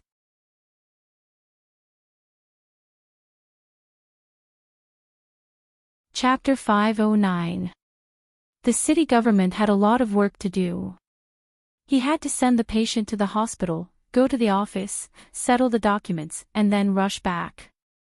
It was already night time, and he had been running back and forth a few times today. The nurse came in, and her service was better than the nurses in the public hospital. She was very polite. When she was taking Yi-er's temperature, she said, Mrs. Jiang, don't forget to take your anti-inflammatory medicine when you go back. You must take note of your fever caused by your wound infection. Ah. Wound infection. Isn't it because you took a cold shower? Yi-er's first instinct was that he had a fever. It should be because he had taken a cold shower with Jiang Zhao. The water was so cold, how could he not catch a cold? But why was he fine? Wound infection. Ha! Yi-er suddenly laughed out loud. The nurse was stunned, and so was Jiang Zhao. Why was she laughing like this? Yi-er scratched his head. Miss, do I need to get a rabies vaccine? Why do you need a rabies vaccine? Because Yi-er tilted her head and looked at Jiang Zhao. Her eyes curved into crescents as she smiled. She said coquettishly, because I was bitten by a dog. Jiang Zhao's face turned black. Miss had been working in the hospital for a long time and had seen a lot of people. She knew how to read people's facial expressions. Furthermore, she knew about the wound on the mayor's wife's shoulder. It was obvious that it was a bite mark. Looking at the deputy mayor's face, Feng Yu knew that the mayor had bitten her. Miss was in a dilemma. This was a high-class private hospital, and all the patient's information should be kept confidential. The mayor's wife scolded the mayor as a dog. This topic was too explosive. She should keep her mouth shut. If she accidentally said something, the mayor would know that she was the one who said it. There was no one else in the room. This was too much. That Mrs. Jiang, you can just get a tetanus shot. Jiang Zhao clenched his fist and placed it around his mouth. Cough, cough. The nurse immediately shut up. Yi, on the other hand, didn't look sick at all. Jiang Zhao waited for the nurse to take Yi-er's temperature, remove the needle, and leave before he lowered his head and looked at Yi-er. You want to get a rabies vaccine? Yi-er was originally happy, but when she saw Jiang Zhao smiling so complacently, she couldn't continue to be happy. Her intuition was that this man was very sinister and immoral when he smiled like this. Hubby, I'm so hungry. Is the porridge ready? After Yi-er stopped smiling, she immediately changed into a pitiful stray cat. She looked at Jiang Zhao pitifully and asked, Did I really spend so much money that you won't even give me porridge? I am going to work next month. I need to pay for my living expenses. Please give me some porridge, hubby. Yi-er grabbed Jiang Zhao's shirt and shook it. Jiang Zhao shook his head and slowly pried Yi-er's hand away. He rubbed her head as if he was worried about her and said gently, The doctor said to drink more water. I'll get you some water, and then we'll talk about the dog bite and the rabies vaccine. Yi-er really couldn't figure out what Jiang Zhao meant. It was like a person who was originally gloomy suddenly sitting in front of you with a smile and saying, Little sister, don't be afraid. Actually, Big Brother just wants to discuss life with little sister. Furthermore, the things in Jiang Zhao's mind were things that she could not understand with her skills.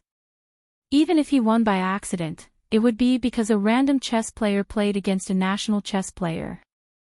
He did not follow the rules at all and forced the national chess player to not use the rules. Even if he won, it would be a lucky win. Jiang Zhao passed the water to Yi-er and sat down in front of the bed. He smiled warmly. Drink some water first. Yi-er could not drink anymore. Hubby, I'm not thirsty. I'm hungry.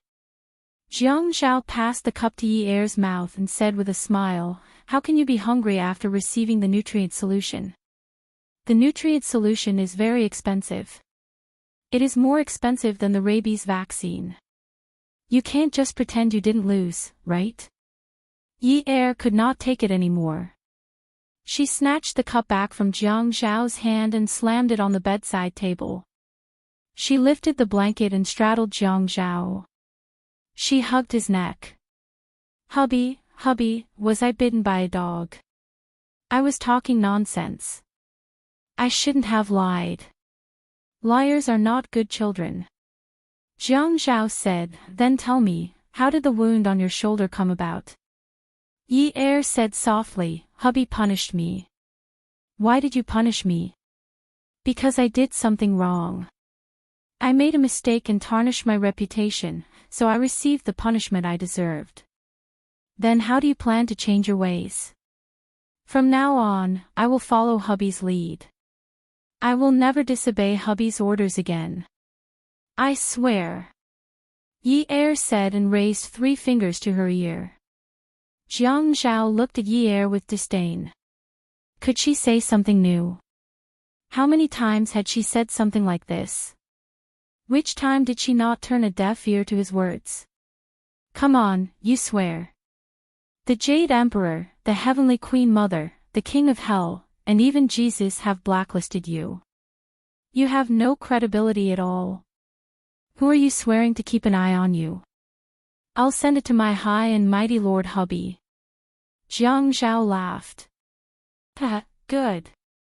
Are you really hungry? I'm really hungry. Dad should be here soon. He was here just now. When he heard the nurse say that she wanted to give you some porridge, he went out to buy it. From tomorrow onwards, you should exercise properly. Don't fall sick like this again. The whole family will worry about you. Oh, actually I didn't want to. Wasn't my wound infected? At this point, Yi Er's voice became softer. She carefully glanced at Jiang Zhao. She was afraid that he would say something about her historical mistake again, so she kept quiet. After that, Yi Er sat back down on the bed. Jiang Zhao said that it was better to cover her up. Although her wound was infected, she still had a cold. She didn't want to catch a cold again. Yun Hongwei carried the thermos into the ward. When he came in, he didn't greet Jiang Zhao and even seemed to be ignoring him. Yi Er saw that her father was acting strangely. Then she looked at Jiang Zhao. It seemed like he was purposely sticking to her father and looking for something to do. It seemed like he was trying to please him. What was going on? Did she miss something? Yun Hongwei had just opened the thermos when Jiang Zhao immediately went up to him. Dad, you rest for a while. I'll fill it up. Yun Hongwei ignored him. He lifted his elbow and blocked Jiang Zhao's hand. He also moved his body and directly blocked Jiang Zhao behind him. Jiang Zhao looked past Yun Hongwei and gave Yi Er a look. He frowned and winked. Then he lifted his chin and propped up his head in his father's direction. Yi Er was very confused. What was he doing? After Yun Hongwei filled the bowl with porridge, he pulled up a stool and sat down beside Yi Er's bed. Yi Er quickly went to take the bowl. Dad, I'll do it myself. I'm fine. Yun Hongwei held the bowl and dodged. He scooped a spoonful of porridge and blew on it. It was stuffy. Yi Er suddenly felt that the atmosphere was a little heavy. She didn't know why, but looking at her father like this made her feel very uncomfortable. Her father's hair was a little gray. Before he went to prison, he had been very energetic. His hair was black and shiny. Her father's eyes were not looking at her. He was only looking at the porridge in the spoon. When he lifted his eyes and put the porridge into her mouth, his eyes were a little red. Yi Er bit her lip. Dad, what's wrong? Jiang Zhao stood behind Yun Hongwei. He didn't dare to breathe too loudly. Seeing Yi Er's reaction, he knew that today's matter was going to be difficult to resolve. His father-in-law had come with him today. When the doctor did the examination, his father-in-law was also present. When he saw the teeth marks on Yi Er's shoulder, his expression had already changed. In addition, the doctor said that the wound was infected and had a fever. He suddenly became very quiet and didn't say a word. Clearly, when he carried Yi Er to the hospital, his father-in-law kept saying, "Our Yi Er has made you worry. She's young and willful. I've spoiled her since she was young and spoiled her. She's not very sensible." At the time, he felt quite guilty because he had always felt that Yi Er was very sensible, but she didn't know how to be emotional. Actually, he could understand how his father-in-law felt. His own daughter was injured and her wound was infected. She had a high fever and went into shock from the fever. No father would be able to take it.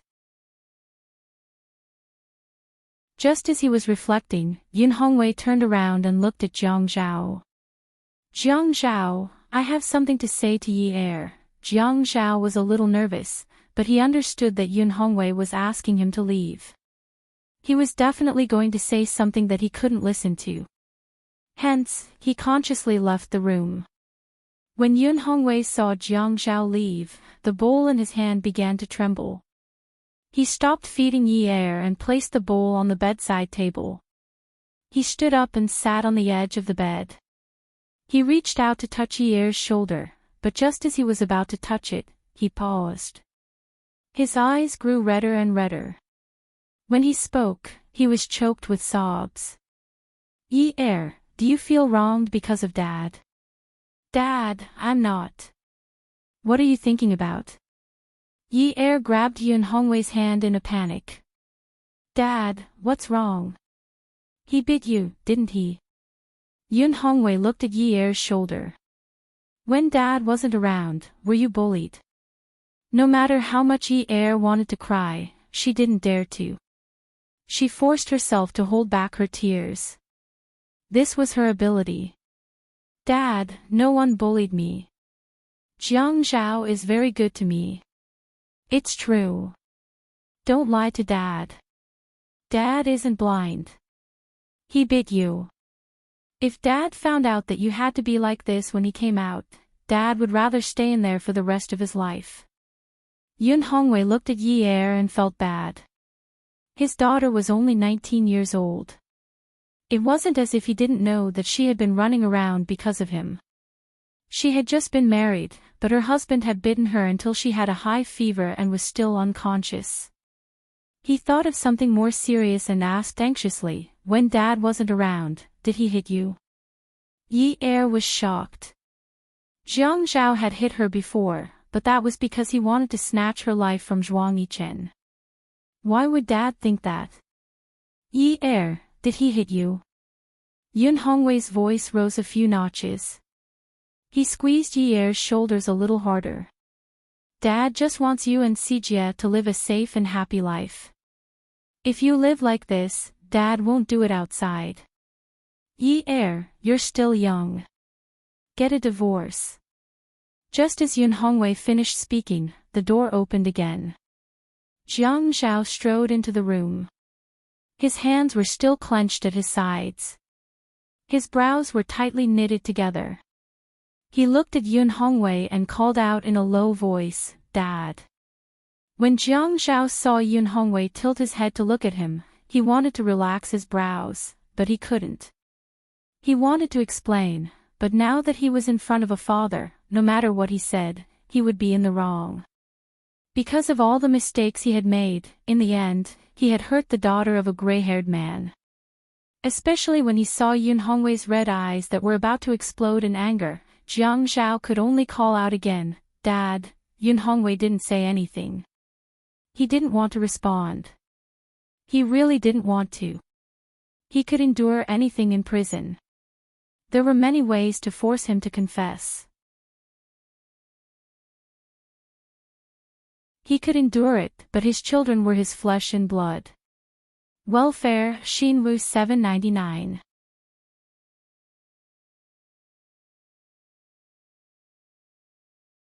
Chapter 510. Si Jia was still all right. Yi-er had always protected him and had never been short of anything. Every time he saw Si Jia grow taller and more energetic while Yi-er lost weight, he felt that he had let down his daughter the most. Yi-er was tall and beautiful. She looked a lot like her mother. Even though she was dressed plainly, she still stood out. Although she was a little sly, she wasn't a bad person. If she didn't have a father like him, even if she had a younger brother like Si Jia, she would still be able to marry into a good family. Even if she didn't marry into a rich family, she would still be able to live a life that was below average. In his expectations, Yi-er would definitely be able to find a man who would dote on her. Because Yi-er had been well-liked since she was young. Although it was said that as parents, no matter how ugly or useless their children were, Yun Hongwei felt that his analysis of Yi-er and Si Jia had always been very objective. Yun Hongwei stood up, looked up, and blinked. When he looked at Jiang Zhao again, his gaze was calm. Yi-er looked at Jiang Zhao and gulped. She felt that her father had misunderstood Jiang Zhao. She was at fault for the way things had developed yesterday, so she wanted to smooth things over. "Dad, actually." Yun Hongwei looked at Jiang Zhao and said to Yi-er, "The sick person should rest well. I'll go out with Jiang Zhao for a while."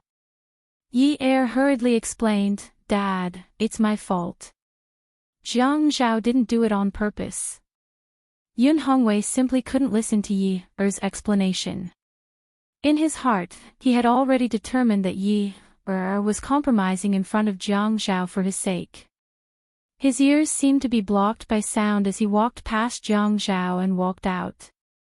Jiang Zhao could only follow him out. At this moment, he glanced at Yi Er. Then he leaned back and said to Yi Er, "You want a divorce? Dream on." Yi Er watched as Jiang Zhao walked out of the ward. She suddenly burst into laughter and muttered softly, "Who wants a divorce? Seriously?" At the end of the corridor, there was a smoking area. It was a slightly larger balcony with a transparent glass door, so the smoke couldn't drift into the corridor. Although the space was not big, Yun Hongwei was the only one standing there. He was facing the night sky outside the balcony, and his back was very lonely, making this place seem especially empty. When Jiang Zhao walked over, Yun Sherdan happened to turn around. When he saw Jiang Zhao, Yun Hongwei felt his blood vessels congeal and his head spin. Jiang Zhao stood on the balcony. The lights in the private hospital were very bright, illuminating his handsome face. He called out softly, "Dad." Yun Hongwei was a little shorter than Jiang Zhao, but not by much. He was just a little thinner. When he heard Jiang Zhao call out to him, he said, "Jiang Zhao, I heard that it was Yi Er who forced you to marry her." After Yun Hongwei said this, he felt around in his trouser pockets as if he was looking for something. It was empty. Jiang Zhao took out a thin, bronze cigarette box that was 2.5 fingers wide. It could only hold 4 cigarettes. This kind of cigarette box could not be seen in the pocket, and it could also control the number of cigarettes a smoker smoked. He opened it, took out a cigarette, and handed it to Yun Hongwei. He also took out a lighter and lit it for him. When the lighter was covered, he slowly put it back into his pocket. Jiang Zhao originally wanted to avoid this question. It seemed that once this matter was brought up, it would be because he didn't want to marry Yi Er. At that time, he really didn't want to get married.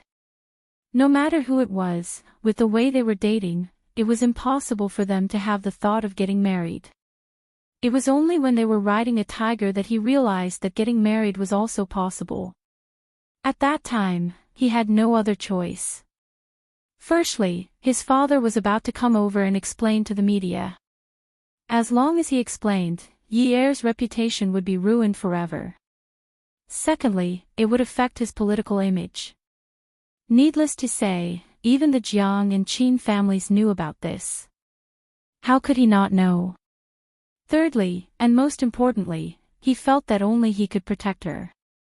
If this matter was made public, Miss Yun would offend even the deputy mayor. She would not be able to survive in Haiqing for the rest of her life. No matter where she went, she would be looked down upon. How could he let his woman be looked down upon?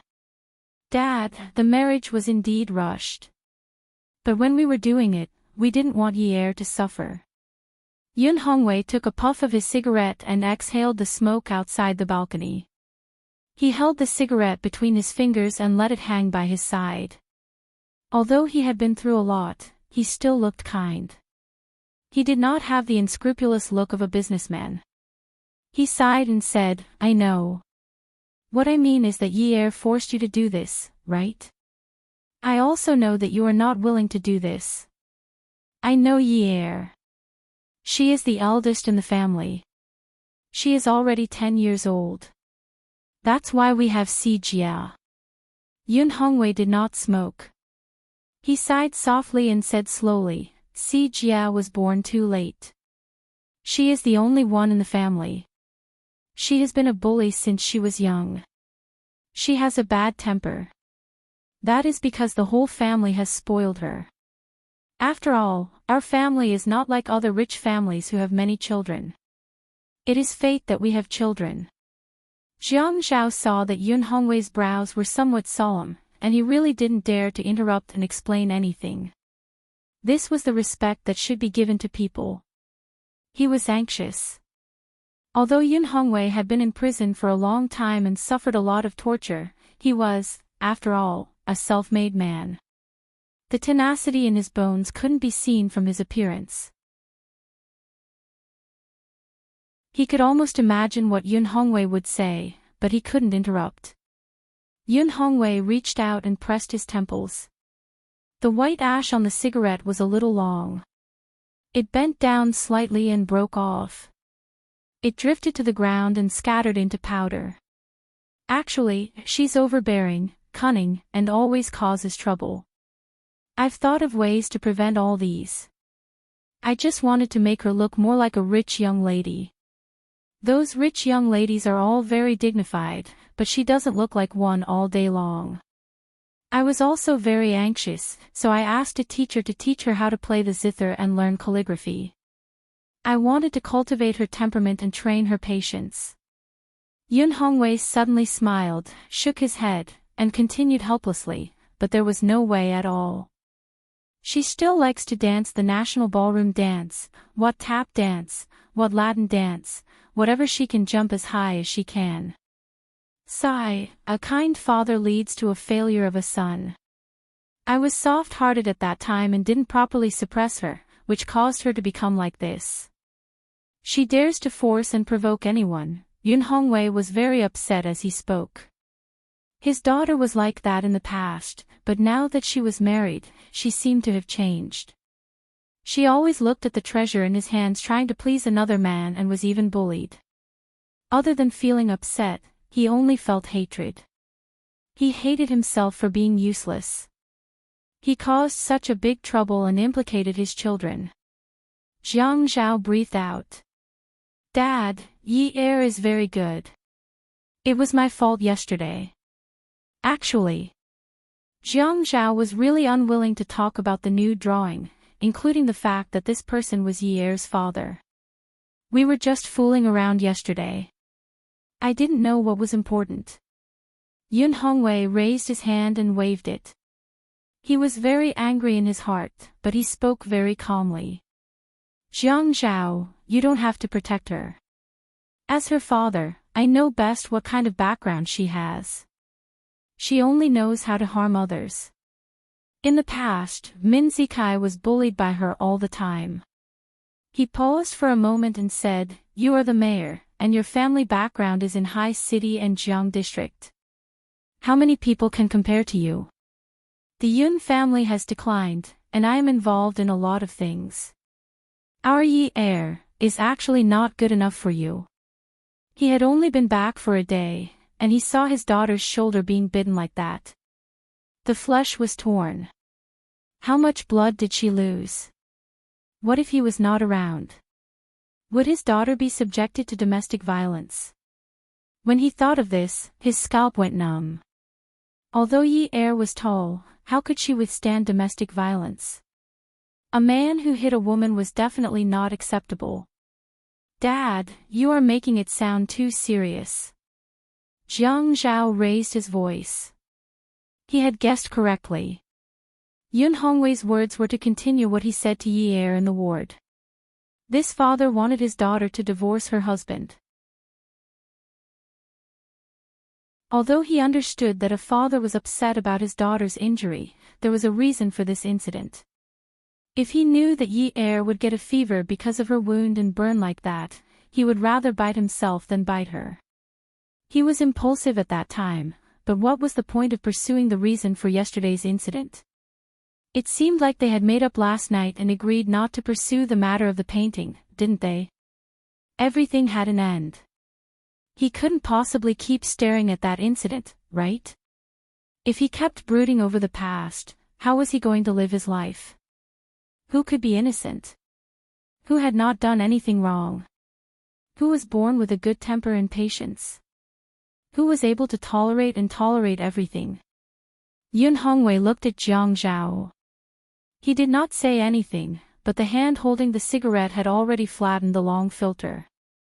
Jiang Zhao had been very respectful to him since he came back yesterday, but now that he suddenly raised his voice, he did not look like someone to be trifled with at all. The more he acted like this, the more worried he was about his daughter's situation. Dad, I apologize for yesterday's incident, but the question of whether Yi-er is worthy of me is not something that's nice to talk about right now. Yi-er is my wife now. As long as I acknowledge her, she is worthy of me. Dad, no husband and wife can live without conflict for the rest of their lives. But I will try my best to resolve these conflicts. I understand how you feel, but this does not mean that I agree with your decision. Although our marriage did not receive your blessings, it does not mean that I will agree with you breaking us up. Jiang Zhao's tone was respectful, but every sentence was forceful and did not leave any room for negotiation. Dad, I know that you think I bullied Yi-er. Just now, I heard you ask Yi-er if I hit her. You must think that I often bully her, but to be honest, I have already done my best to tolerate Yi-er. I have almost never rejected anything that she wants. I think what happened today has left a bad impression of me, and I will do my best to make up for it. But I will not agree to a divorce. No matter what conditions you propose, I will not agree to them. Even if you ask Yi-er to sue me, I will not agree to it. If I had thought of a divorce when we got married, would not have gotten married at all. Why bother? Yun Hongwei did not expect Jiang Zhao to reject him so forcefully. He also did not expect that Jiang Zhao would not leave any room for negotiation and would not agree to any conditions. I did not ask Yi-er to marry into a rich family. It might be a blessing for her to live a simple and peaceful life. Without great wealth, there would not be great ups and downs. The most important thing for a woman was to have a stable life. Dad, I won't let her experience any hardships. Don't worry, Yi-er sat on the bed and waited for a long time, but her father and Jiang Zhao did not appear. It was not appropriate for her to go out. She felt that it would be troublesome for a woman to go out at this time. Finally, someone pushed the door open and entered. It was Xiaoya, who was wearing a big black sunglasses.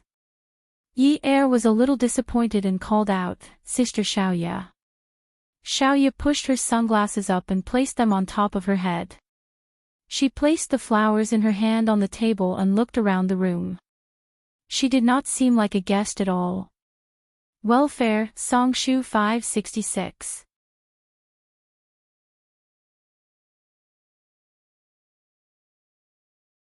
Chapter 511. She was wearing a big bag, a long-sleeved dress, and smoke-colored high heels. Her figure was extremely hot. She walked casually in the room in her high heels. She was obviously a great beauty, but the words she said were very immoral. "Hey, you're a good person. I see that you're sitting on the bed very energetically. Are you waiting for a man to come and pretend to be a corpse? When did you become so despicable?" Yi-er felt that she should call Zhuang Yichen over and let that fierce man teach this despicable woman a lesson. "Hey, Sister Xiaoya, please mind your manners. Can't you care about your image as a famous designer? How can you come to visit a patient like this?"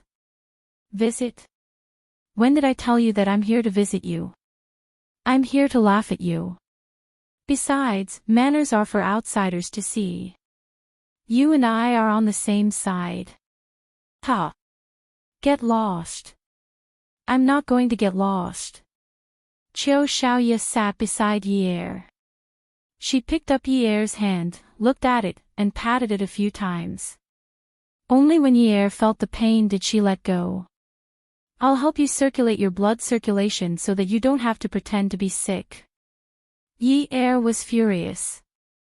This Qiu Xiaoya was clearly not here to visit her. How did Qiu Xiaoya know that she was hospitalized? She didn't contact anyone after she woke up. Who's pretending to be sick? "I have a high fever and I'm in shock. Do I have a friend like you? If you have a friend like me, you'll benefit for life. Seriously. What are you doing here?" Xiaoya swayed her size 35 high heels. "I'm paying you, so you're here to help me." Yi-er rolled her eyes and glared at Xiaoya. "Qiu Xiaoya, can you not be so snobbish? I'm an injured person. You should at least show some concern before talking to me about serious matters. Xiaoya pursed her lips and patted Yi Er's shoulder.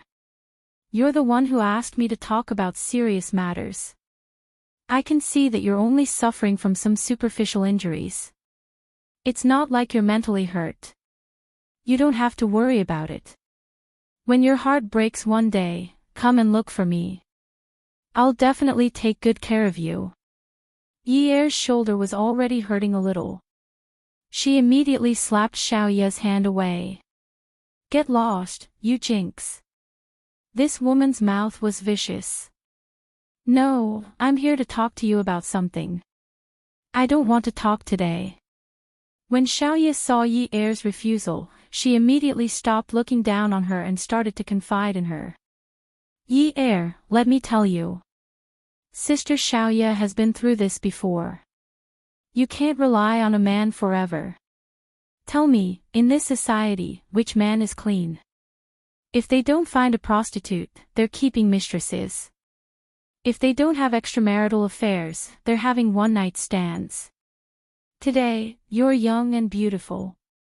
Tomorrow, when you're older and he's 50 years old, he'll still jump into the bed of an 18-year-old girl. Yi Er wanted to vomit blood. Qiu Xiaoya, I'm going to record you and play it for Zhuang Yichen. Let's see if you still dare to say such things. Sister Xiaoya, there are good men in this world. Who's a good man? Your husband. Ah. When Yi Er thought of that guy living in the north of the city, she could only say weakly, of course my husband is a good man. Xiaoya didn't want to argue with Yi Er anymore. Oh, that's fine too. I can't say anything bad about him, but you should always be wary of the future. Let me put it this way. Let's be like buying stocks. Don't put all your money into a man's stock. Let's buy a few more stocks. For example, buy one for your career. That way, even if the man's stock falls below the issue price, the stock for your career will still rise. When that time comes, you'll find the stock that has fallen below the issue price an eyesore. It won't be a pity to throw it away. Yi Er obviously wasn't as experienced as Xiaoya, especially since this woman was speaking from the perspective of a friend. Oh, what career? Xiaoya said, I've been thinking of doing a high-end customization for women's clothing. It's different from what we have now. Now, both men and women are accepted from the same place. I want to make women's clothing independent. Yi Er asked, what has this got to do with me? You can be my model. Model? Yi Er shook her head. Forget it. I'm considered tall among normal girls. I won't stand out among the models. Who cares about those tall models? None of them can compare to you. You're beautiful and have a good figure. If I start this brand, you can always appear in the magazines with me. I'll give you a high salary. What do you think? Yi Er finally reacted. Qiu Xiaoya, Qiu Xiaoya. This fox's brain works faster than hers. Yun Yi was just a miss from a wealthy family in the past. How many people did she know? She didn't have much social status. But now, it was different. She was the mayor's wife. If her husband worked harder, she might even be promoted to the governor's wife. That would be very different. Yi Er shook her head slowly. Sister Xiaoya, how much are you paying me? At least 50,000 to 60,000 renminbi a month. A salesman. Yi Er smiled wickedly. What? How can you treat me like a salesperson? I feel that it's about the same. Xiaoya snorted. The difference is too big. Furthermore, think about it. 50,000 to 60,000 renminbi a month. It's easy to earn this money. What kind of job can you find outside to earn this much? Even if your mayor gives you a job, how much money can you get? Women still need to earn more money. Men can't be relied on. Yi saw that Jiang Zhao had entered the room silently. She didn't know how long he had been standing at the entrance, so she didn't dare to continue. Xiaoya, on the other hand, was still complaining. Look, you know that aunt of yours. She relies on her husband to be a rich man's wife, but she can't give birth to a son. Her husband also doesn't give her a good face. If she was tougher and could earn as much money as me in a month, would her husband dare to give her a good face? Look. If you look, you will be sent flying with a slap and get lost. That's why you should hurry up and work. Don't be so silly and only rely on your man. You need to think about your future. Yi coughed to signal Xiaoya to stop talking. Xiaoya did not respond. She looked up at the ceiling and propped herself up on the bed. She poked Yi's forehead with her other hand. Let me tell you. It's not safe for you to rely on your man all the time. You need to think of a way to get a good job. If your man dumps you one day, you will be able to take care of yourself. If not, you will lose your youth. Yi had never thought of depending on Jiang Zhao for the rest of her life. After the incident with the Yun family, she realized that she could not manage the family business well. Being ignorant and incompetent would not lead to a good ending. Now that she had the chance, she must study. But she did not dare to talk to Qiu Xiaoya. She was worried that she would have a hard time tonight. She called out to Jiang Zhao. Hubby. Jiang Zhao's face was dark, but he suddenly smiled and clapped his hands. He looked at Xiaoya and praised. Miss Qiu is really capable. Yi did not dare to look at Jiang Zhao. Qiu Xiaoya stood up from the bed and rubbed her hands. Oh, Mayor. The corners of Jiang Zhao's lips curled into a smile, but the fire in his heart was already 8 feet high. So you came to see my wife just to brainwash her. I thought you were really concerned about her health. But you came here to teach her to be wary of her husband? Xiaoya laughed. Although she had not heard about this from Zhuang Yichen, she knew Zhuang Yichen and Jiang Zhao were close. She did not know if she had messed up this time. I'm just saying. You should really tell Zhuang Yichen what you think. It's all right. We have already broken up. Xiaoya admitted. Jiang Zhao chuckled. Is that so? I wonder if you can spend all the money you earn in a month. I am going to ask Zhuang Yichen if you should reduce your allowance. I don't want Yi to be jealous of you. We all know each other, and if the gap between the rich and the poor is so big, it will affect our relationship. Xiaoya was scolding Jiang Zhao in her heart. If she really went to look for Zhuang Yichen, no matter how much money she earned, Zhuang Yichen will clean it all up. Ha! Mayor Jiang, you really know how to joke. I do like to joke. But no matter how many shares a woman owns, she still needs to buy a man's check. After all, it's very rare to have a successful career. Xiaoya said. Jiang Zhao, you are such a wet blanket. Yi and I were chatting happily. But from what I saw, my wife can't accept your ideas. Jiang Zhao looked at Yi and raised his eyebrows. Yi immediately nodded. Yes, yes, yes. I can't accept it. I can't accept it. Qiu Xiaoya scolded Yi in her heart for being so useless and disloyal. After sending Qiu Xiaoya off, Jiang Zhao felt things were not going well today. His father-in-law wanted them to get a divorce, and he finally agreed to it. Another Qiu Xiaoya came to instill such negative thoughts in her mind. Yi looked at Jiang Zhao's mischievous smile as he pulled out a stool and sat down. Her instincts made her hair stand on end again. It was as if a voice was saying, "Little girl, don't be afraid. Actually, I just want to talk to you about life." Yi was expecting Jiang Zhao to say something, but he didn't say a word. She felt that the atmosphere was a little stiff, so she wanted to break it.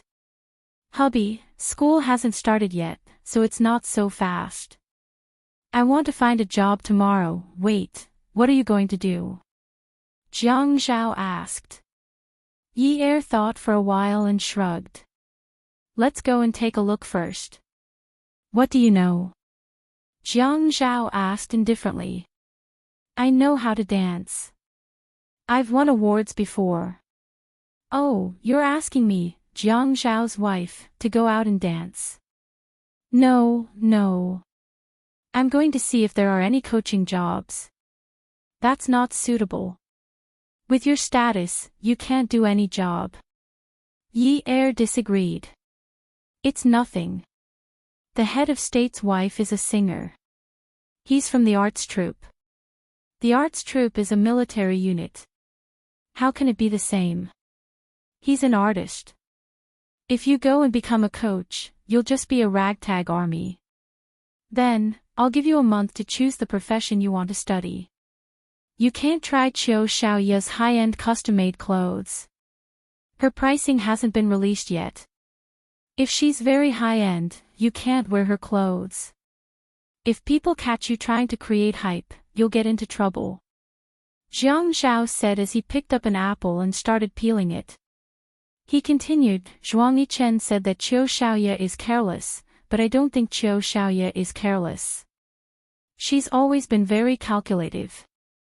The brand YA is the crab that Zhuang Yichen eats first. Zhuang Yichen is a rich and handsome man. As long as he shows his face in a magazine, he'll be more popular than a celebrity. He just has to casually mention where he got his clothes made and it'll be worth a lot of advertising fees. Besides, how many people give face to Zhuang Yichen? During that time, he gave clothes to his friends and everyone wore them. That's how Wyatt became popular in the upper-class circle. The media even praised it and said that this was a good atmosphere. Haiqing isn't like the nouveau riche in other cities who pursue expensive luxury goods. Welfare, Xinwu 799.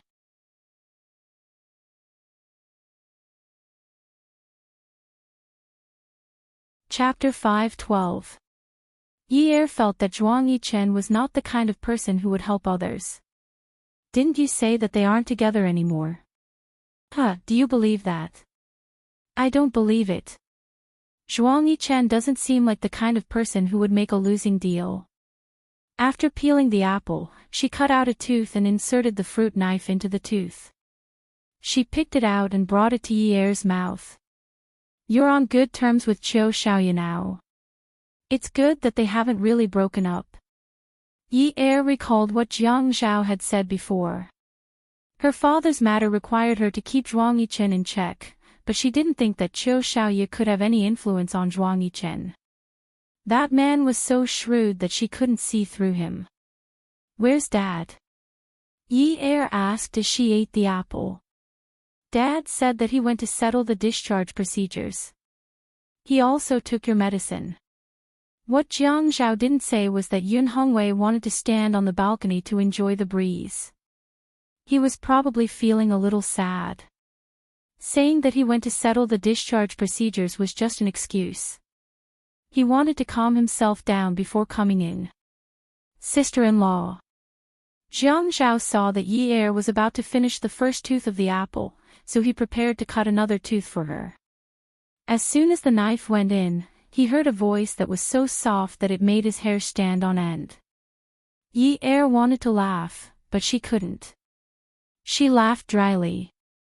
Mist sang. Enchanting walked to Yi Er's bedside with flowers in one hand and a thermos in the other. She still looked like a well-bred young lady, but the next second, she pushed Jiang Zhao aside and sat down. She opened the thermos and filled it with porridge. This morning, I heard from Dad's secretary that Jiang Zhao's wife was sick and that she was running around at work. So I called Jiang Zhao. He said that you had a high fever, so I came to take a look. Yi Er did not know what Enchanting was up to. He broke out in a cold sweat. Actually, it's nothing much. I'm fine now. I'm ready to be discharged.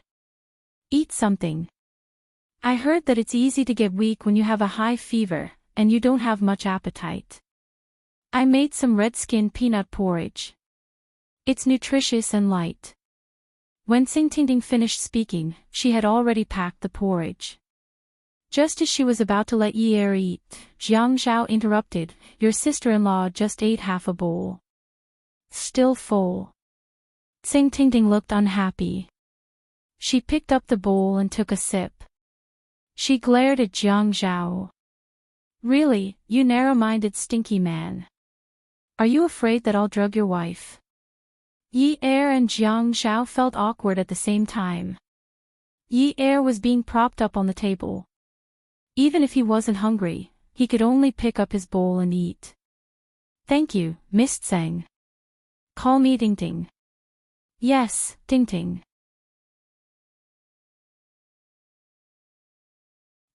Sister-in-law, I'm here to tell you that I want to steal your husband from you." Before Enchanting could finish her sentence, Yi choked on the porridge and coughed. "Eating someone from you is the right thing to say." She wanted to bribe her with a bowl of red-skinned peanut porridge. Jiang Zhao was only worth the price of a bowl of porridge. Shouldn't he at least exchange it with a bowl of egg fried rice? Enchanting pulled out a tissue from her bag and handed it to Yi. She continued, "I don't think this counts as backstabbing. In today's society, competition is fair. Plus, with my understanding of Jiang Zhao, I can totally take him down." Jiang Zhao clicked his tongue and frowned. He had one arm around his waist and the other on it. His fingers curled as he rubbed his chin thoughtfully. "Ting, actually, I think that the next time you talk to your sister-in-law about something so serious, can you bring some abalone porridge or bird's nest? I should be more expensive than a bowl of peanut porridge, right?" Yi choked on the porridge again. Was this what it meant to have telepathy? She looked up at Jiang Zhao. "Hubby, can we not talk about the porridge and your relationship? I wanted to at least eat some porridge, but it's not very useful." "Are you saying that I'm very useful?" "Of course." Enchanting was ignored again. She was often ignored by Jiang Zhao, so she was used to it. But now, she was being ignored by the couple. She was really irritated. Yi felt that Enchanting was just a little crazy. Being stubborn was not a bad thing, but being stubborn was a little stupid. If it were her, she would have gone to the north of the city to get rid of the guy. No matter what, that guy over there was the real threat. Didn't that big lover say that they had feelings for each other for more than 10 years? What was she? She was the wife in name, but in her husband's heart, she was not even as important as that big lover. So, if she couldn't distinguish the enemy, she was destined to be defeated. But she was not that far off. Enchanting's failure was foreseeable, but her failure was unforeseeable. Maybe one day, she would be kicked off the position of Mrs. Jiang by that big lover. Sister-in-law. Enchanting endured for a long time this time. After she called out to her, Yi said, "Sister-in-law." Enchanting stood up and looked at Yi, then at Jiang Zhao. She smiled confidently. "Sister-in-law, I'll be leaving first. I came here today to say goodbye to you. Tomorrow, I'll be going to Jiang Zhao's building to work. Don't you know that the pavilion closest to the water enjoys the moonlight first?" Jiang Zhao nodded. Ting is right. That's the truth. You've read a lot of books. You can even understand the profound meaning of the pavilion closest to the water enjoys the moonlight first. You're better than your sister-in-law. Yi pursed her lips and glared at Jiang Zhao bitterly. She said softly, "Why don't you let Ting come to our house to work part-time? That way, you'll be closer. You'll be eating and sleeping at home every day. This way, Ting can eat at the same table as you every day." Jiang Zhao was unhappy. He felt that Yi didn't care about her anymore. She was here to steal her husband. Didn't she know how to steal her husband? Was she an idiot? Enchanting snorted. Yunyi, you're going too far. You actually want me, Enchanting, to work part-time for you. How dare you say that? I'm from the provincial party committee. Yi smiled and said, you're the daughter of the provincial party committee's secretary. I know that. I'm not stupid. I'm just unhappy that my husband said that I don't even understand the meaning of, the pavilion closest to the water enjoys the moonlight first. I just want to try my best to explain that I understand the meaning of this sentence very well. That's why I asked you to come to our house. But I have to make things clear first. Our house is about 300 square meters. We have 5 rooms and 3 living rooms. Jiang Zhao and I change our clothes every day. Some of our clothes have to be sent to the dry cleaners. Some of our clothes have to be hand-washed.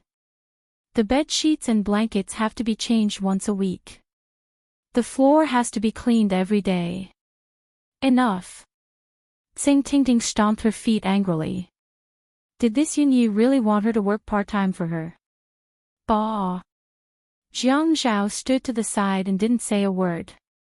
He listened with great interest. He always enjoyed this kind of process. Lu Qing always shook his head when he saw Enchanting. He was always afraid of offending her. He ignored her most of the time. He didn't expect that Yi wouldn't be afraid of this tough piece of meat and insisted on taking a bite. Interesting.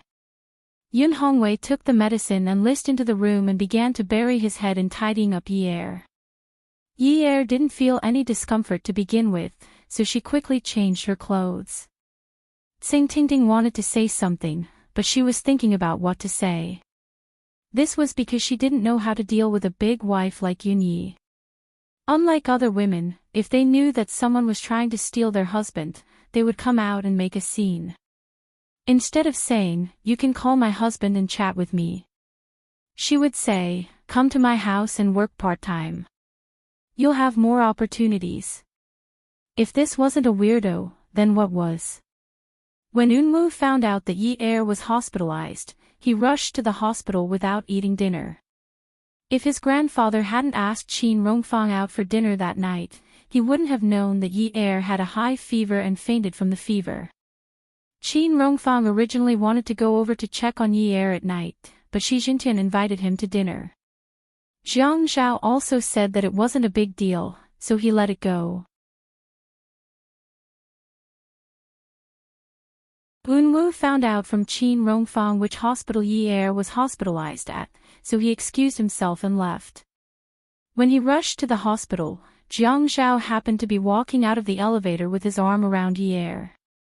He didn't look well and was so pale that he didn't have any luster. When Jiang Zhao saw Unwu, his lips were pursed into a stiff smile, but no one could tell. Unwu didn't even greet Jiang Zhao and asked Yi anxiously, what happened? Why is she hospitalized? Yi tilted her head and looked up at Jiang Zhao. Seeing that Jiang Zhao didn't react, she answered Unwu, she caught a cold yesterday and slept a little late, so she got a fever. Jiang Zhao put his arm around Yi's shoulder and said, honey, when we go back today, let's go to bed early and not stay up late. In the ears of others, these words were extremely ambiguous. Unwu simply looked up at Jiang Zhao. Yesterday, when he asked Yi to take the painting back, he was hoping that Jiang Zhao would find out that he was the one who had painted for Yi. There was nothing to hide. He just liked Yi. Jiang Zhao replied disdainfully. Yun Hongwei came back from outside the hospital and happened to see a group of people at the elevator door. He said to Yi, we've put everything back in the car. Let's go. The group of people had just taken a few steps when Unwu called out to Jiang Zhao. Zhao Gu, let's have a chat. His voice was calm and carried a hint of a smile. Jiang Zhao stopped in his tracks. He didn't immediately turn around but patted Yi's shoulder and said, go to the car with Dad first. It's cold now and the wind is very strong. You'll catch a cold when it's just right. I'll come over in a bit. Yi Er nodded. Jiang Zhao had warned her not to be alone with Unwu again. She had also agreed, so it was time for her to leave. Moreover, she felt very awkward right now. It wasn't just an ordinary awkwardness, so girls shouldn't casually take nude photos. If they drew nude paintings, they would run into trouble one day. Jiang Zhao was just turning around when Unwu walked over. Do you want to go to the car? If there's anything you want to say, just say it. Unwu looked much weaker next to Jiang Zhao. However, the light slowly gathered in his eyes, increasing his strength every second. He said provocatively, you know, right? The thing that made Jiang Zhao choke was the painting. Yunwa's eyes were telling him, you know, right? Yi Er's body was very beautiful. She clenched her fists and smiled faintly. It seems like this isn't a suitable place to talk. Let's go upstairs. When Jiang Zhao finished speaking, he had already taken a long step to the side of the elevator. He reached out his hand and poked the triangle icon with his well-defined fingers. He softly said, okay. Unwu followed and stood beside Jiang Zhao. His elegant and beautiful appearance made Jiang Zhao's handsome face even more furious. The elevator went straight to the 5th floor and stopped.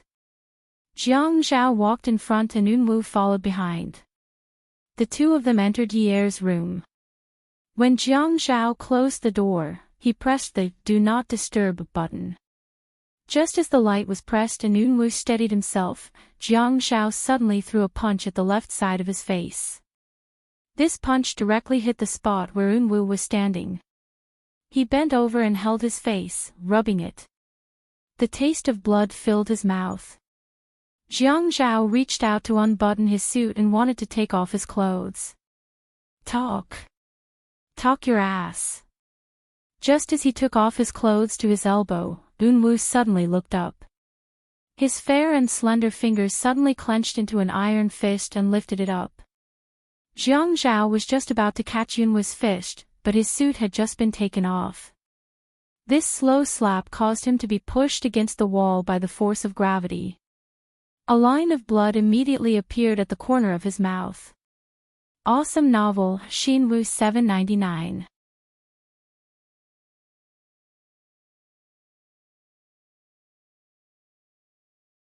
Chapter 513. Yunwu's punch was extremely fast.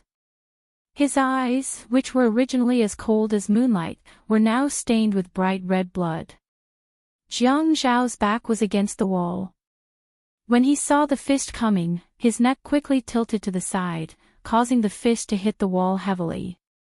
Taking advantage of this split second, he raised his elbow and hit Yunwu's back with full force. There was limited space at the entrance, and at this moment, the two tall men took up a lot of space, making it even more cramped as they fought. The fight didn't look spectacular, and it was very childish. The two men lay on the ground on their sides, twisting their elbows to pin each other down. Their eyes were fierce, but they were both injured. Unwu panted. Jiang Zhao, there's no point in hogging something that doesn't belong to you. Jiang Zhao smiled faintly and replied, unfortunately, she can only belong to me. Yunwu's expression was extremely calm, but the strength in his hands didn't weaken. But she doesn't love you. She just had to rely on you because she had no one to rely on at that time. If she had known about my family background earlier, do you think she would have been with you? She would have relied on me willingly instead of being forced because she trusts me. This was the thing that Jiang Zhao didn't want to talk about the most, and he didn't want to think about it in detail. He had always thought that as long as they continued to be together, they would develop feelings for each other. Someone once said that women and men were different. If a man had no interest in a woman from the beginning, and if he couldn't develop feelings for her, he wouldn't be able to build feelings for her. But women were different. Even if she married a burly man, even if she didn't love him at first, as long as that man treated her well, she would forcibly brainwash herself and tell herself that this man was good to her and that she could love him. Then, many years later, she would realize that she really did love him. When she had lied to him about getting into a car accident, he knew that he had fallen. He had completely fallen. If he had fallen, so be it. He had accepted it. Some people could only see the end of their relationship after a lifetime. He was considered lucky, wasn't he? However, the problem between them did not last long. Many years later, they had not been married for long. Before he could make her feel that he was good, there were already groups of people jumping out and trying to sow discord between them. Xianwu said that Ye trusted him. Fuck you. If she didn't trust me, she wouldn't have asked me to draw for her. Don't you know that? Hearing this, Jiang Zhao's face changed. He hated this. Thinking of this, his blood surged. He thought that it was necessary to dig a basement here immediately and bury Xianwu in the basement after killing him. He wanted to make this wolf in sheep's clothing disappear from the world forever. Jiang Zhao suddenly felt an uncontrollable force rush out of his body. The original stalemate instantly changed. Jiang Zhao flipped over and pinned Yunwu down. He broke free of their bindings and threw a punch at Yunwu's face. He took a deep breath and spat at Yunwu. You're so pathetic that you think too highly of yourself. Why do you have to say such words without any confidence to comfort yourself? Yunwu indeed had no confidence. If his words had hit Jiang Zhao's weak spot, then Jiang Zhao's words had also hit him where it hurt. He exploded with strength and did a small carp flip, sending Jiang Zhao, who had just gained the upper hand, to the ground. Yi was waiting anxiously in the car. Why did the two of them take so long just to have a chat? She was not at ease at all. She was very anxious, especially since she knew the cause and effect of the incident. Yunwu was a simple person, but Jiang Zhao's performance yesterday made her know that Jiang Zhao would not give up so easily. Yi knew Jiang Zhao's mentality, but she did not know Yunwu's intentions. She started to worry and said to Yun Hongwei, "Dad, I'll go up and look for Jiang Zhao. Why is he still not down after so long?" Yun Shidi said, "Don't go. It's windy outside. Didn't Jiang Zhao ask you to wait for him in the car?" "I still want to go and take a look. I'm still worried." Yi did not listen to Yun Hongwei. She opened the car door, pulled her sweater, and walked into the hospital. Jiang Zhao was not in the lobby. She did not see anyone in the high-end private hospital. She went to the reception desk to ask and was told that Jiang Zhao had pressed the elevator and went upstairs. Upstairs? Which floor? Who is he looking for? Just when she was about to take out her phone to call Jiang Zhao, the elevator opened, and a nurse, Miss, ran out. She ran to the reception desk and said to Miss from the consultation desk, "There's a fight on the 5th floor." Mayor Jiang went in with someone and pressed the anti-disturbance lights. "I don't know what to do now. Help me answer the call from the hospital director and ask him to think of a solution," Miss said while stomping her feet. Yi had already run to the elevator and pressed the triangle button a few times. When the elevator opened, she rushed in. Fight? Fight! She knew that this matter would not end here. When she reached the 5th floor, she turned on the anti-disturbance lights and opened the door. She stood at the door and looked at the two men fighting. She was stunned. "You too." As soon as Enyu heard Yi's voice, he immediately withdrew his hand. At this moment, Jiang Zhao's leg came over and kicked him in the stomach. His entire center of gravity shifted, and he fell back, barely landing beside Yi's feet. When he raised his eyes to look at Yi, his eyes were filled with grievance and injustice. Yi had never seen Yunwu like this. It was not because of his injuries. It was because of his eyes. He used to be calm in the past.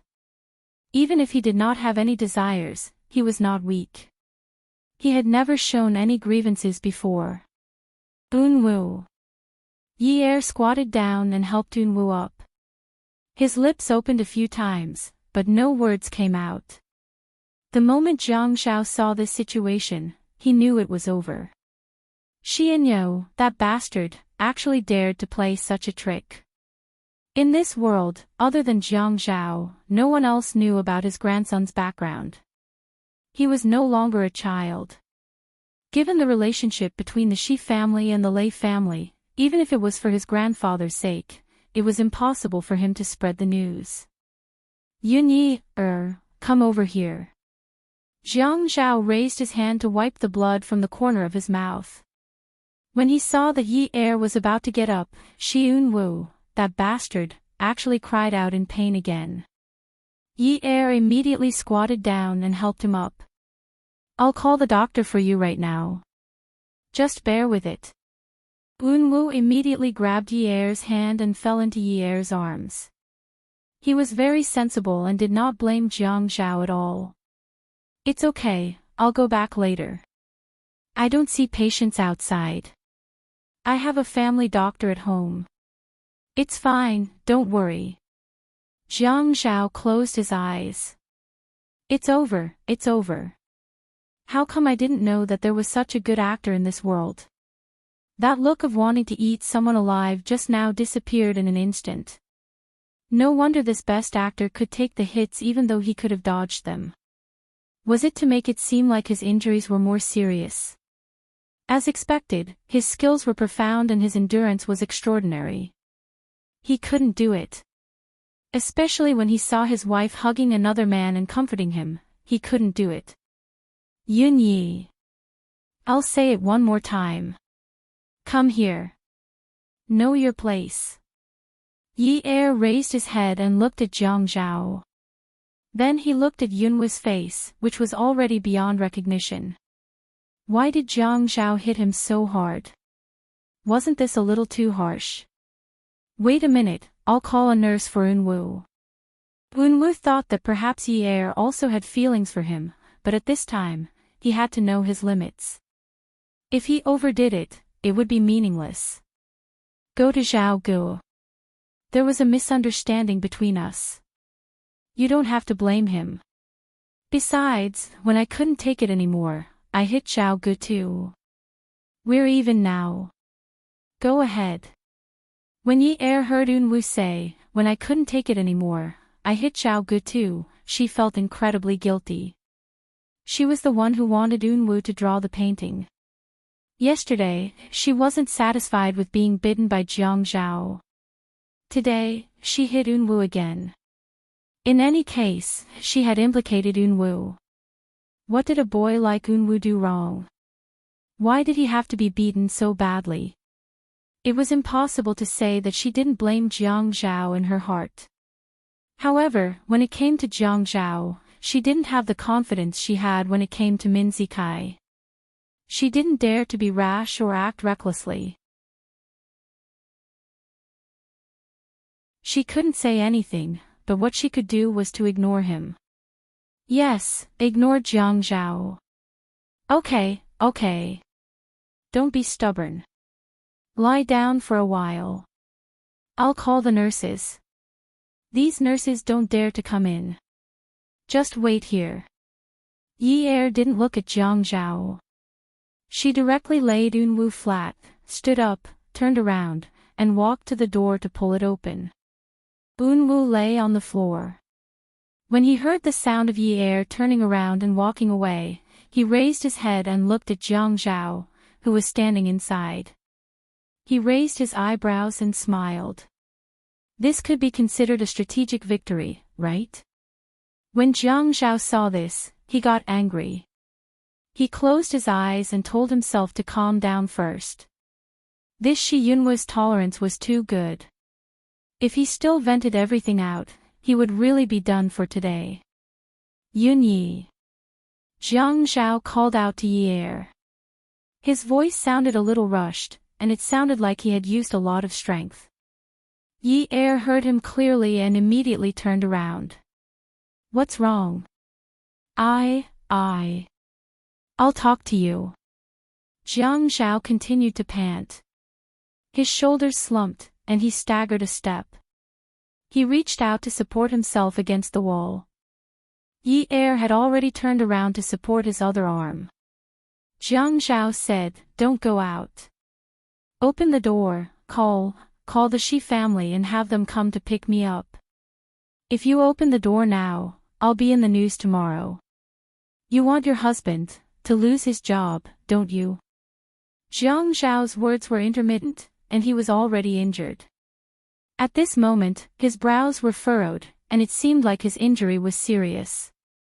Yi Er saw that Jiang Zhao's injury wasn't as serious as Yunwu's, but his voice and speed were too scary.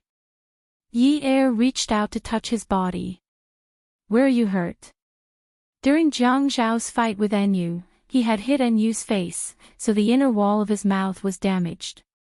At this time, there was already some blood in his mouth. As long as he sucked harder, the blood would come faster.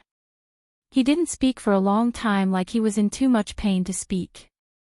Eunwoo was still lying on the floor, and he groaned softly. Yi Er was worried about both sides. Eunwoo was still able to groan, but Jiang Zhao looked like he was in pain. Yi Er asked Jiang Zhao anxiously, "What happened?" Jiang Zhao waved his hand, telling Yi Er not to worry. He was fine. However, when he turned around and sat down on the bed, he spat out a mouthful of blood on the bed. Yi Er was scared out of her wits. Before Jiang Zhao could say anything, she ran out like a gust of wind. The sound of the door being unlocked was loud. Then, Yi Er ran outside and shouted, "Doctor, doctor." Jiang Zhao heard the commotion outside and smiled. He immediately stood up from the bed and walked to the entrance. He looked at Eunwoo lying on the floor and kicked him. He laughed. "Once you get up, Yunyi will be back before you can fight back. Ha! Come and see." Hongcha 866.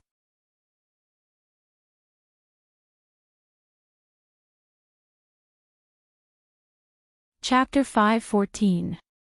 After saying that, he looked at Eunwoo, who wanted to get up but was holding himself back.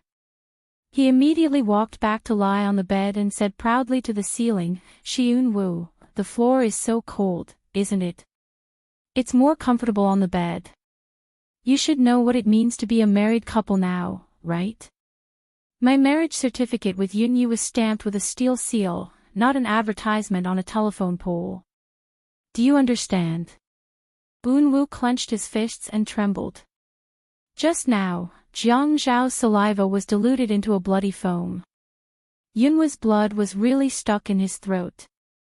He shook his fist and hammered the ground. Jiang Zhao sneered, "You're quite strong. Your body is really good. Why don't you think about who you're scheming against?"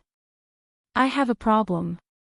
What I like to do the most is a tooth for an eye for a life. Don't be my enemy, because I'm very petty." Although Jiang Zhao's words were a little overboard, he was indeed a vengeful person. If he was scheming against, he didn't care about the small matter. As long as it didn't affect the big picture and it was related to the big picture, he would consider the big picture and not pursue the matter. Even he had a bottom line that he couldn't cross. Stealing his wife. No man could accept it. He couldn't cripple or kill Shi Eunwoo now, but he could return the tricks that Shi Eunwoo had used on him. He couldn't return a tooth for an eye for a life, but at least he had to return a tooth for a tooth. Didn't Shi Eunwoo, this grandson, pretend to be seriously injured? Fine, he couldn't let himself be wronged. He had to add another kick to make up for this grandson's performance. Didn't Shi Eunwoo pretend to be pitiful? Who didn't know how to pretend to be pitiful?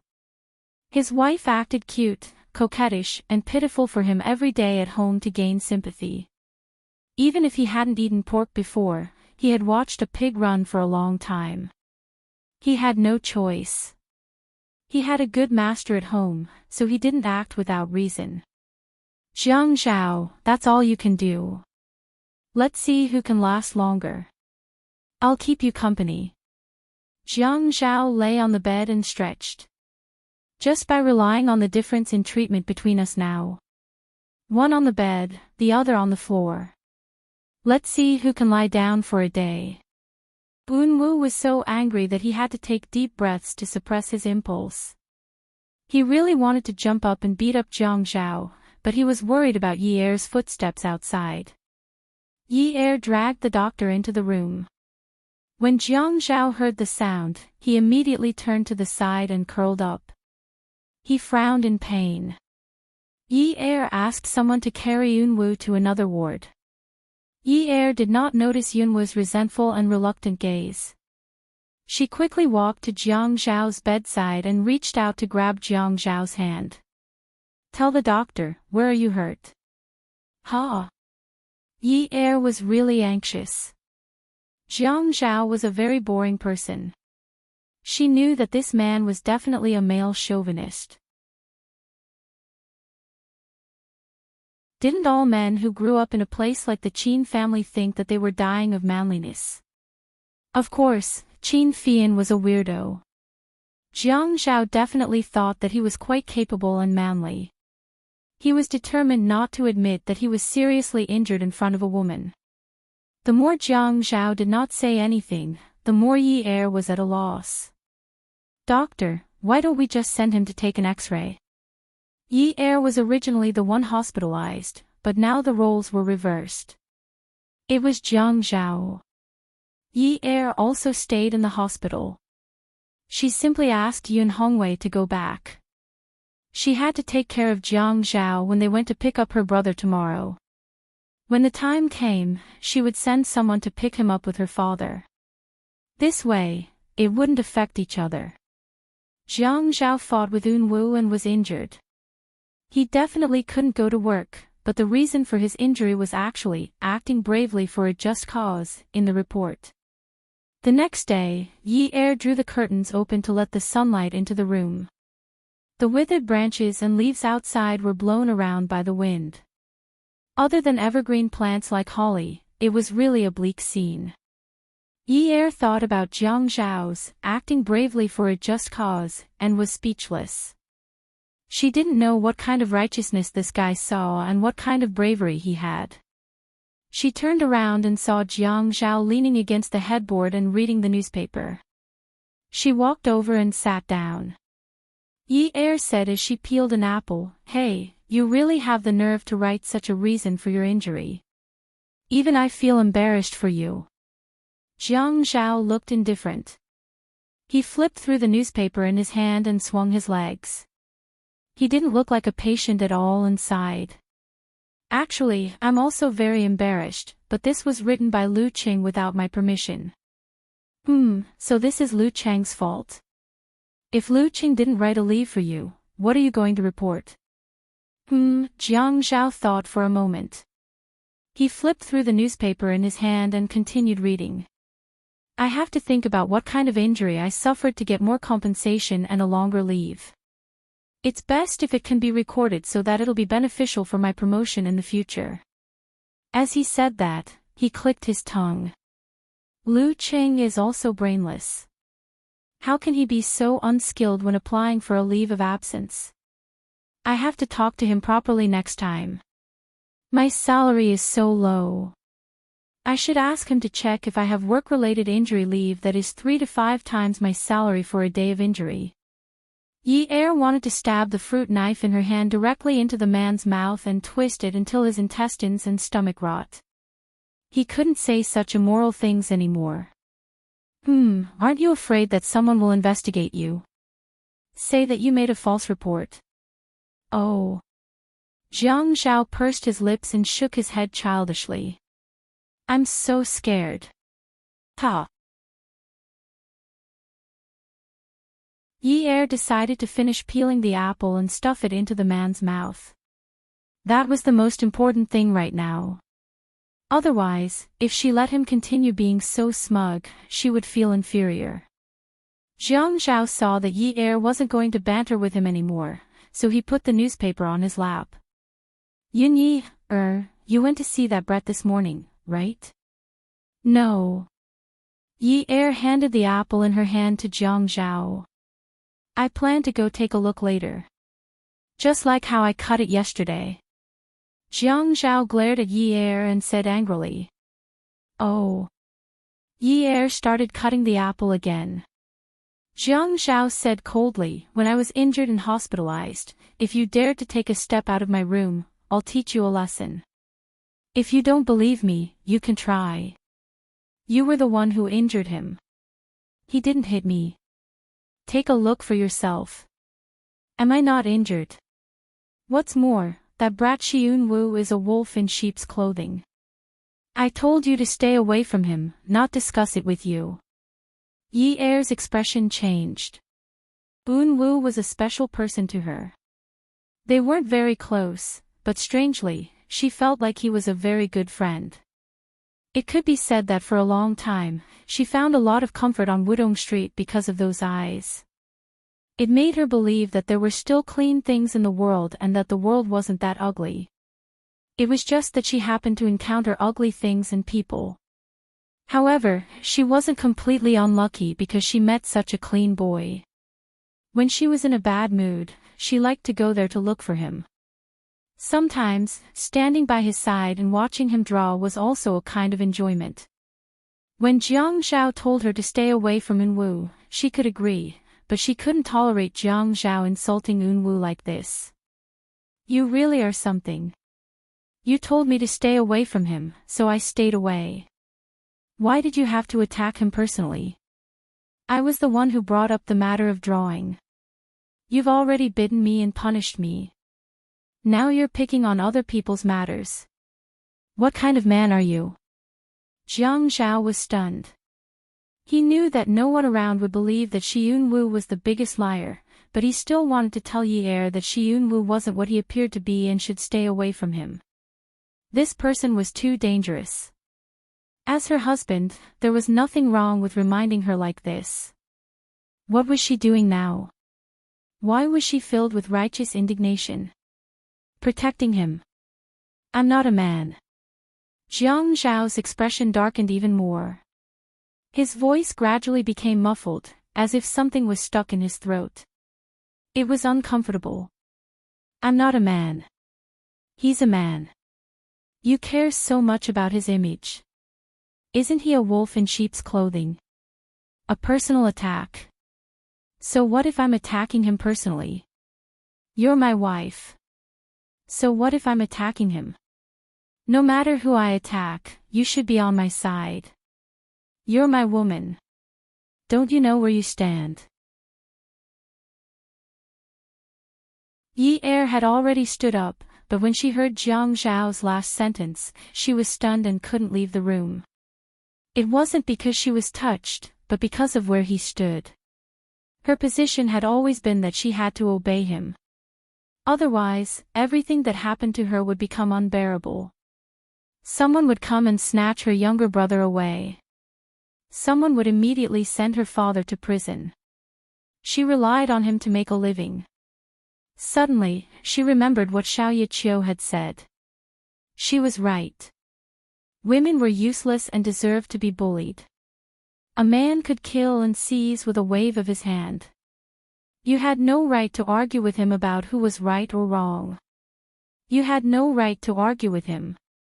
What he said was the rules. His rules were the rules. Yi Er lowered her head and sat down. She continued to slice the apple. She had always been able to tolerate it. It wasn't the first time he was being unreasonable. What was there to be uncomfortable about? He had said before that she shouldn't think too highly of herself and shouldn't be calculative with him. She placed the sliced apple next to Jiang Zhao's mouth. Eat it. Jiang Zhao looked at Yi Er and suddenly felt like burning the house down. No matter how angry he was, she could choose to ignore him and treat him lightly. A 19-year-old girl actually had such skills.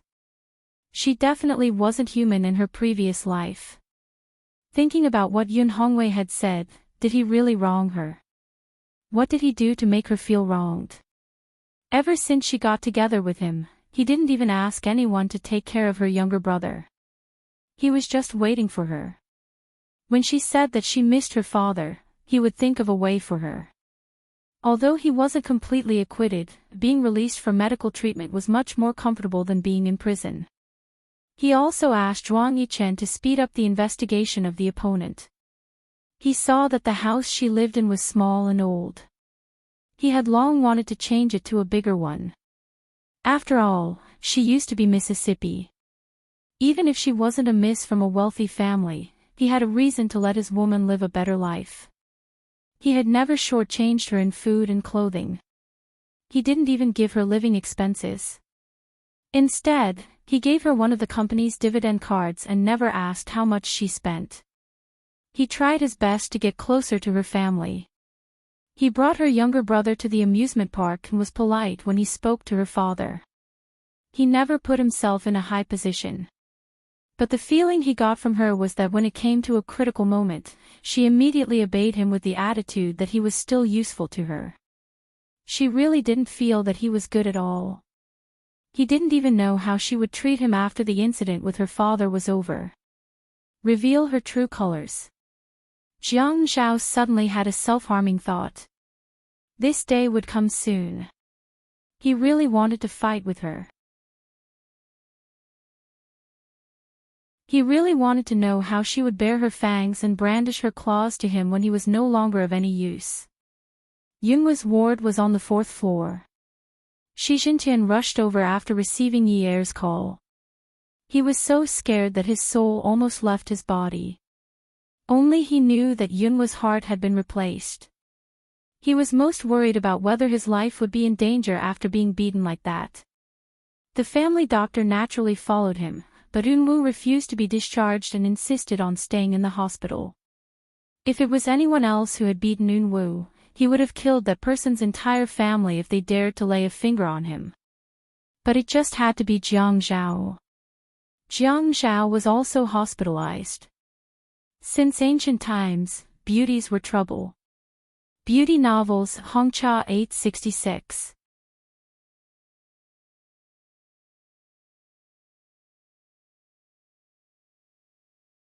Chapter 5:15. Yunhu said generously, "Grandpa, this isn't a matter of whether I can bear it or not. I once drew a nude picture of Yi Er, and Jiang Zhao knows about it. He now knows that I like Yi Er, so we have a grudge. But this is between the two of us. It has nothing to do with the family." In the face of Yunhua's relaxed indifference, Shi Jintian only wanted to grab a vase and smash it on Yunhua's head. He wondered if that would wake him up. This grudge had nothing to do with the family. Could it have nothing to do with it? This was the daughter-in-law of a wealthy family, not the daughter-in-law of an ordinary worker's family. If anything happened to her, the whole of Haiqing would know. No one would be able to shut their mouths then. You don't know what's important. Shi Jintian scolded loudly. This was something that had never happened before. I don't know what's important? Grandpa, when I met Yi Er, Jiang Zhao was still squatting in some corner. What's wrong with me drawing a picture of Yi Er? I do like Yi Er. Am I wrong? Yunhua's originally casual and slow speech became hurried and agitated at this point. I'm already 20 years old. Am I wrong to like a girl? I didn't start liking her after she got married. I've liked her for a long time. You told me not to be shocked, not to be angry, not to have any desires, but Grandpa, is that something I can control? I've controlled myself before. I thought it wasn't because I liked her. I've been controlling myself too much, and that's why Jiang Zhao got away with it. Did I want to create such a situation? Just because I had a heart transplant, I couldn't be happy for more than 10 years. Now that my heart is fine, is it too much for me to want to get a girl I like? Is it too much? Yunhu, don't get agitated. Grandpa, don't be like this. You always tell me not to be agitated, not to be agitated.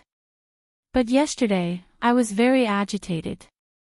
I hit Jiang Zhao, and Jiang Zhao also hit me. My heart is fine. Grandpa, I can be agitated, I can. I can have emotions like a normal person. I can be unhappy. I can get angry when I encounter something that makes me angry. I can vent my anger when I can't take it anymore. I can use the power of jealousy to rush into my fist and hit people. I can use my anger to fight against my love rival. Yunwoo's eyes turned red, and his decibel level suddenly rose again. Ah! With a long howl, Shi Jintian, who was scared to tears, hurriedly stepped forward and patted Yunwoo's back. Eunwoo finally calmed down. He grabbed a pillow from behind him and hugged it in his arms. He mumbled, "Grandpa, I can do all of that. I can do all of that. Do you understand? Grandpa, don't say such things to me in the future. I'm a normal man. I can get angry and fight like Jiang Zhao. I'm a normal person. I'm not a patient. I'm not." Tears flowed down the boy's elegant and beautiful cheeks and fell on the pillow, creating a pool of wet stains. Eunwoo, it's Grandpa's fault. Grandpa hurt you. If Grandpa didn't take that path in the past, our family wouldn't have encountered such a thing. Even if we didn't become rich, we would still be safe and sound. You wouldn't have suffered so much in the past 10 years. Eunwoo. Shi Jintian wrapped his arms around Eunwoo and comforted him. He always felt helpless whenever Eunwoo was sad. He used to be a mafia figure who could cover the sky with one hand. After the Lei family was destroyed, he changed his name, but he still had power. Naturally, he had many servants. However, after Yunwoo's heart was changed, he didn't trust any of the servants. He had to do most of the chores himself. He was a burly man who could call the wind and summon the rain. He had to learn to be gentle, patient, and indifferent. He had to learn not to be rash or impatient. For someone who had worked in the underworld before, this was undoubtedly torture. However, for the sake of this young man, he persevered. Most of the time, he naturally felt that he was Elder Shi. He was used to it. He thought that Eunwoo was used to it too. However, Eunwoo cried and complained to him, "I'm a normal person. I'm not a patient, I'm not." He looked at his grandson crying in grief and indignation. He wished that he could shorten his lifespan and die earlier so that his grandson could live happily. Eunwoo was a normal person. He could do many things. He could be more outstanding than many people. However, he couldn't snatch Jiang Zhao's woman. The Lei family was destroyed. The Jiang and Qin families' help couldn't be ignored. If the Jiang and Qin families hadn't helped cover it up and used their power to edit a large number of files and records, it had long been dug out by some of his enemies. He still remembered when old Jiang called him and asked, "What are your plans for the future?" At that time, he looked at little Eunwoo on the bed and said to old Jiang, "I only want to have a place in the right path. Let me and my grandson live a peaceful life." Old Jiang asked, "Do you think it's reliable to change your name?" He said, "Change your surname to Shi. That's all I ask for." One shouldn't bite the hand that fed them. Even if the Shi family had a place in the right path, he shouldn't have hurt his old friend who took the risk to help him change his records. Which family's grandson wasn't the apple of their eye? Eunwoo. Grandpa will take you out to have some fun. You'll be fine after a round. Eunwoo closed his eyes and sighed. He couldn't understand the concept of friendship because he had no friends since he was young. He only knew that Sister Hua was good to him, so he had to be good to Sister Hua. Ah Gue was loyal to him, so he had to be good to Ah Gue. Yi Er had been good to him for so long. Since his grandpa refused to help him, he had no choice but to help himself. "Grandpa, I don't want to go out to have fun. After I recover, I want to go to work at the company."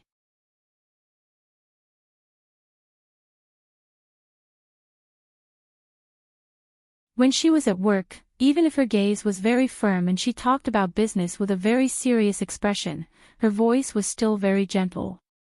It made people feel that she was a person who had never been angry. Naturally, she was very popular. After closing the office door, Zhu sat opposite Yang Yan. Inspector O, we can't touch this matter now. Why can't we touch it? It's not that you don't know. Although the function of the inspection department is there, we are also restricted in many things, Yang Yan smiled. Her smile had always been warm and had the effect of calming and reassuring. You mean that there is an authority involved now, right? Yes. And this case is not assigned to us. Why should we get involved in this muddy water? Forget it, forget it. Don't tell anyone about this matter. I'll let you know later. Seeing Zhu Yu go out, Yang Yan stretched out her hand on the desk and leaned forward to pick up the phone. She tilted her head and put it on her shoulder. Her jade-like index finger poked the phone number dial key. His eyes darted around as if he was deep in thought. As he listened to the beeping sound from the phone, he tapped the table lightly with his hand. Hello, the person on the other end said. Yang Yan said with a smile, Director Shin, I'll treat you to lunch. Attention, attention. Friendly reminder, another black-bellied man has appeared. Oh, the sun has risen from the west. You're actually willing to treat me to lunch. It seems that you haven't released the grain this month, and you haven't released the bonus this year either. Yang Yan swiped the landline phone and dragged it in front of her. Then she sat on the chair and lay back. She stretched out her finger and twirled the phone line. She pretended to be angry and said, treating you to lunch, do I have to release the money after the work? You don't have to find such an excuse to refuse, do you? I can't ask for more. Where is it? You can book the place. The man on the other end of the phone teased, I want to book a place to take a nap. Will you treat me? Sure, and I'll ask a beauty to massage you. How about it? With you here, why should I ask for something far away? Why don't I trouble you? Yang Yan's face turned cold, but she put on a smile in an instant. Here we go again. Do you want to eat or not? I'll count to 3. If you don't agree, it will expire. See. You're so sincere. Let's meet at the Sea Moon restaurant. Welfare, Shinwu $7.99.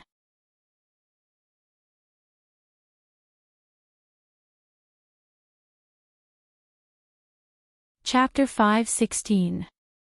Shen Kai was Yang Yan's senior. They both majored in marine biology. He was now the head of the procuratorate. He pursued Yang Yan in university, but at that time, Jiang Zhao and Yang Yan had a good relationship. No one could get in between them, whether they coveted Jiang Zhao's sister or Yang Yan's brother. So at that time, there was a saying in Ocean University, childhood sweethearts are scourges, and the scourges are rooted in Ocean University. The boys thought that Jiang Zhao was a scourge, while the girls thought that Yang Yan was a scourge. They even started a war of words in the forum. What is Yang Yan? She pretends to be 13. Look at her, 13 is not enough. You men just like green tea bitches. Jiang Zhao is a scourge. Is he worthy of Yang Yan? Look at you women. Their brains are full of sh*t. Why would they fall for such a block of ice? These were considered light.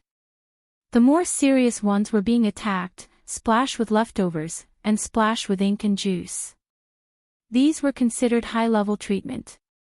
In the years since Yang Yan left High City, Shen Kai would send her emails from time to time to ask about her recent situation. He didn't know that one day, this woman suddenly came to the inspection department and became his subordinate. The news that followed was that Jiang Zhao got married. The bride was not Yang Yan. This was good news. Flirting with Ouyang Yen every now and then was a compulsory lesson for Shinkai. If Ouyang Yen invited him to dinner, she must have something to ask him. He didn't believe that she would invite him to dinner because she missed him. Therefore, he deliberately dawdled and looked at his watch until Ouyang Yen called to rush him. Only then did he walk up the stairs leisurely. Pushing open the door of the private room, he saw Ouyang Yen taking off her uniform jacket and hanging it up. The uniform of the inspection department was ugly. It was very dark. The shirt inside was not stylish and the pants were also very old-fashioned.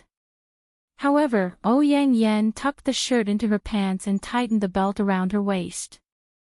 The pants were probably trimmed and the size was just right. The curves were really good. It wasn't like some of her colleagues' pants, which didn't show her figure at all. Shinkai was serious at work, but he couldn't help making fun of Ouyang Yen when he saw her in private. She didn't like him anyway, so it was only fair for him to make fun of her. Otherwise, it would be a loss. Look, there's no place to take a nap here. You're starting to take off your clothes now.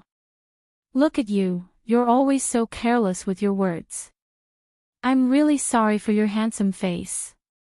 Shinkai had already pulled out a chair and sat down beside Ouyang Yen. He picked up the white porcelain flat-bellied teapot on the table and poured himself a cup of tea.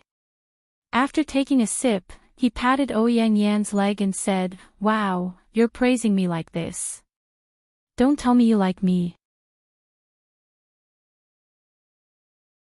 But it's a little too late for you to take a fancy to me now. There are so many beauties in their 20s flirting with me all day long." Ouyang Yen pushed Shinkai's hand away in disgust and sat down opposite Shinkai. "Don't worry, the end of the world is fake. I won't really fall for you. AI. Why are you sighing? Isn't it exactly what you want?" Shinkai said, "But haven't you heard of this before? Men are like this. They hope that every woman they like will love them to death. Even after they break up, they still want to love each other. This way, they will have a sense of accomplishment." Ah, you really know how to fantasize. When I meet a woman like you, how can I survive if I don't fantasize? Shinkai took the menu and flipped through it. He stopped joking and asked, "What made Inspector O willing to treat me to a meal?" Ouyang Yen was straightforward. "I want to take on Yun Hongwei's case." "Reason?" Shinkai looked serious again, but he was still looking at the menu. Ouyang Yen said, "He is almost out on parole for medical treatment. As far as I know, he has recovered from his injuries. Aside from the previous mayor's incident, is Yun Hongwei's business so clean? In 2003, didn't his food company also have a batch of problematic food? After this incident was resolved, did he really not use any underhanded methods? In 2004, High City's Bologna raw materials ran out, but he bought all the raw materials in advance and sold them to a mahogany factory at a high price. Is there any illegal transactions in between?" Shinkai's eyebrows were straight, making his handsome face look harmless and approachable. He had gained a lot of social advantages. At this moment, his eyebrows were furrowed. This tall man had long hands, and the service bell was in the middle of the big round table. He pressed it gently, and the waiter came in. "Order." Ouyang Yen did not say anything and waited for Shinkai to order. The waiter was around, and it was hard to say anything. But Shinkai flipped the menu to the end and started reading again. While reading the menu, he asked the waiter, "Is the jellyfish salad sweet and sour? Or is it sesame oil and spices?" The waiter had informed the waiter about the identity of the guest when she came in. "So," she replied politely. "Chief Shin, it's sweet and sour." "Oh, forget it." The waiter immediately said, "You can make it into sesame oil and spices for Mr. Shin. I will inform the kitchen." "No need, I don't like jellyfish." The waiter was stunned and cursed in his heart. If you don't like jellyfish, why did you ask? Ouyang Yen glared at him and cursed in his heart. Shen Kai continued flipping the menu. How about the fresh oysters here? The waiter said, Mr. Shen, our fresh oysters are directly flown in from North America. They are all deep-sea wild. Forget it, I don't like to eat raw things. The waiter immediately said, Mr. Shen, our oysters can also be baked and grilled. They are equally delicious. Shen Kai shook his head regretfully. No need, I don't like to eat oysters. The waiter and Ouyang Yen were petrified. Oh right, I know that your sea cucumber is good. I heard that the soup has been left for a long time. Shen Kai closed the menu and tilted his head to look at the waiter standing beside him. The waiter thought, this business is not going to fail, right? There was hope this time. Yes, Mr. Shen. Our sea cucumber is the most famous in High City. The chef's soup uses more than 70 secret ingredients, and it has to be left for 3 days. Forget it. Didn't they say that it's not good to drink water that has been boiled for a long time? Besides, the soup is still the same. Scallops, old chicken, bones, and some other things. More than 70 kinds of ingredients? Why don't you say 700 kinds?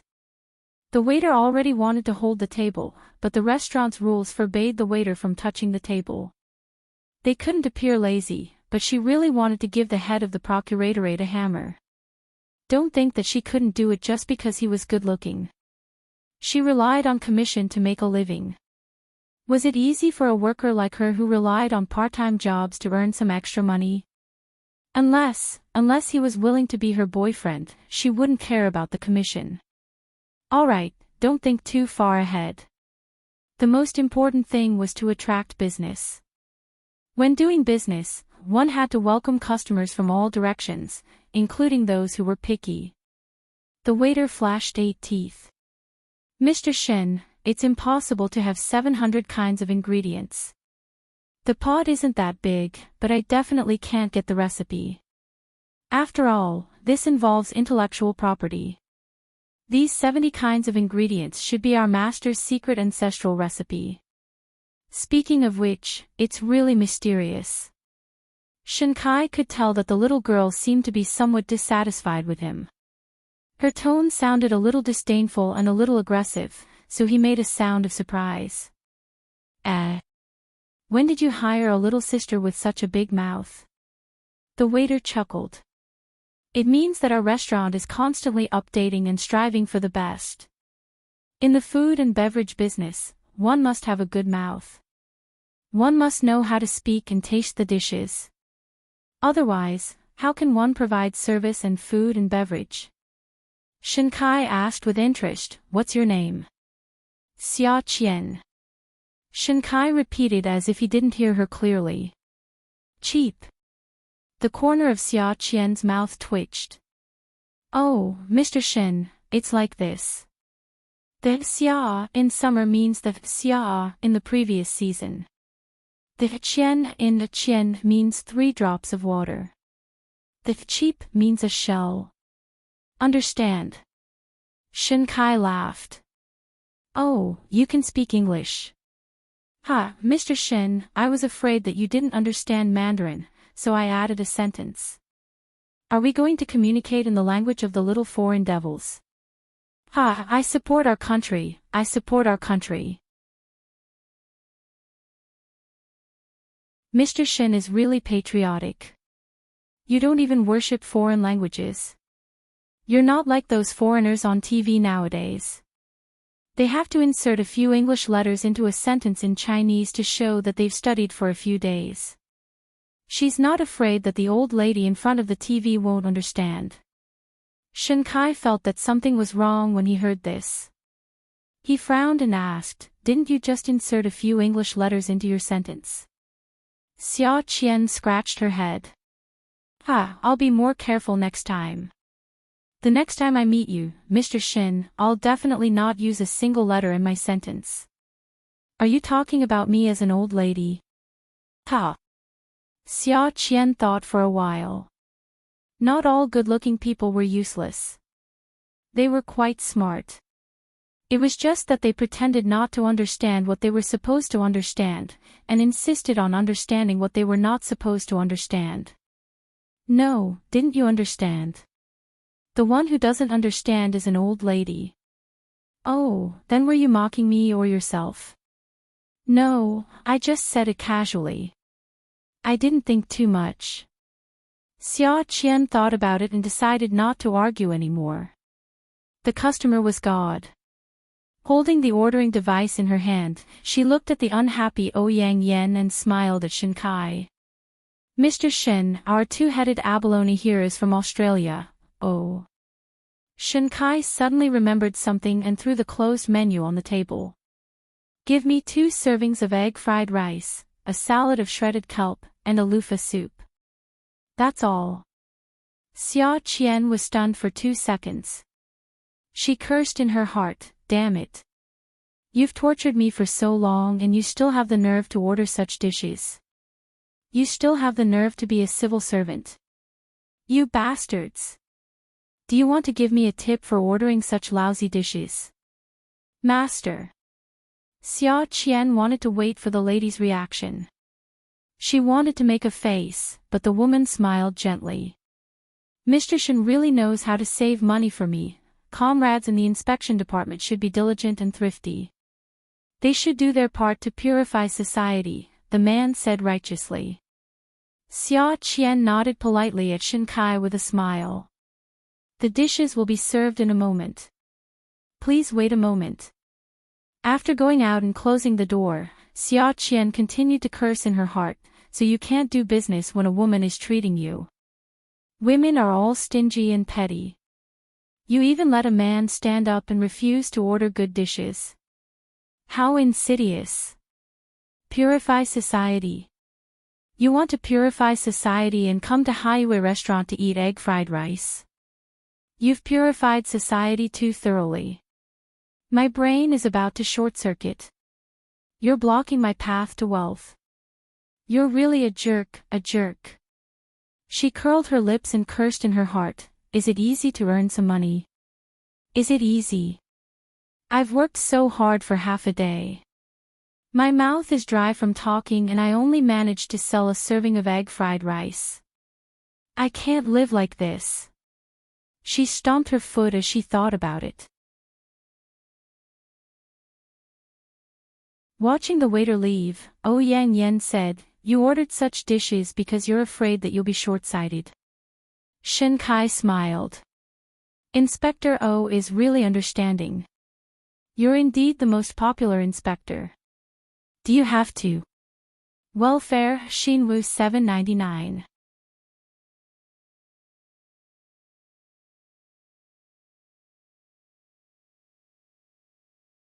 Chapter 5:17.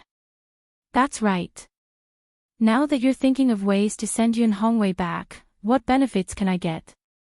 The eldest daughter of the Yun family had a falling out with Jiang Zhao because of this matter. I just happened to be helping them out and doing you a favor. Shen Kai simply leaned back in his chair and crossed his arms. Hey, Ouyang Yen, although I'm an honest person, that doesn't mean I'm stupid. I'm not stupid. Why should I do such a thankless thing? Ouyang Yan's mouth stiffened. What benefits do you want? Shen Kai shrugged lightly. You think I'm stupid, but that doesn't mean you're stupid. You're very smart. You know very well what benefits I want. Even if I want this benefit, you won't give it to me. Why say it out loud and hurt your colleagues' feelings? Ouyang Yan realized that the men around him were all old and cunning. The things they had when they were young were all gone. Each one was more calculating and more realistic than the other. You're so direct. Shen Kai laughed out loud. Do you like tactful ones? But didn't I get rejected by you in the past? It's just that I can't get it, so why should I be stubborn? Am I right? Ouyang Yan said, Now I realize that what you said is quite right. What is it? Men hope that the woman they liked will always love them to death, even if they break up. Women are also so vain. They hope that the man who liked them will never change his mind, even if they don't love him. Shinkai shook his head and said slowly, fairy tales are only suitable for a certain age. We remember all the fairy tales we read when we were young, but now, if we think about those stories again, we'll only smile. Those books will be treasured and placed on the bookshelves, but at our age, it's impossible for us to open them again and read them carefully and with relish like when we were young. The books we like at this age are inclined towards philosophical thoughts, social life, economic development, and self-cultivation, but they will never be inclined towards fairy tales. Yang Yan's face stiffened. She felt that Shinkai's words were like ice being scooped up from the river in the dead of winter and smashed into the depths of her blood vessels. Her whole body was frozen stiff. What was she? The fairy tale in Jiang Zhao's heart. I can't go back anymore. She didn't believe it. Shinkai's lips parted as though he had seen through her. Yun, you've really missed out on Jiang Zhao. He's in the same batch as me. If you had been with another guy back then and I felt that you had rejected me, I would have pursued him. But with Jiang Zhao, there's no need to fight over him. He's too stubborn. At that time, you had your eyes set on him. None of us would have had a chance. You dumped him in front of everyone in Ocean University. Everyone in Ocean University knows that you two have a good relationship. If it were someone else, wouldn't they curse 8 generations of your ancestors to death or find someone to pour acid on you? Do you think you can dump a man like him? I'm also in the circle of government agencies, and he hasn't messed up because of you in the past few years. His self-control. Although he used to be my rival in love, there's one thing I have to admit. No matter what, he's a good man in the eyes of women like you. It's just that he has a family now. Based on his personality, whatever you do will be futile. And Yun, there are some things that don't go too far. Our circle also has its unspoken rules. Do you think you can fight against Jiang Zhao? Do you think family Ouyang can fight against the Qin family? Even if family Ouyang is great, they can defeat the Qin family and take the #1 position in Shanghai. Can the family Ouyang afford to offend the Jiang family in the east? Ouyang Yan was trembling with anger because Shinkai completely disregarded their previous relationship and threw her unbearable and bloody situation in front of her. Her self-esteem and image were trampled to pieces just like that. She was a proud Ouyang Yan. In front of a man who liked her and pursued her, she was ashamed. If you don't want to help me, then so be it. What's the big deal? If you don't let me get involved, can't I do it myself? Shinkai suddenly changed his calm and good-tempered appearance. His handsome face had a pair of bright eyes. He raised his voice and snorted. He said angrily, Ouyang Yan. I'm talking to you nicely now. Don't get into trouble and let your father clean up your mess for you. What are you trying to prove? To prove how much you love Jiang Zhao. You love him, but you didn't know how to cherish him back then. Now that he's someone else's husband, you're not convinced. Why are you not convinced? Not all the women in the world are dead. That's why Jiang Zhao found Yun Yi. Are all the men in the world dead? Do you have to hang yourself on that tree?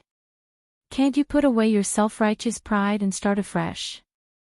If Jiang Zhao doesn't have feelings for Yun Yi, it's fine. But Ouyang Yan, if he has feelings for Yun Yi, you're not playing with fire. You're playing with your life. You should know him well. Shinkai. Ouyang Yan was trembling with anger. She slammed the table and stood up unsteadily. Don't go too far. I'm going too far.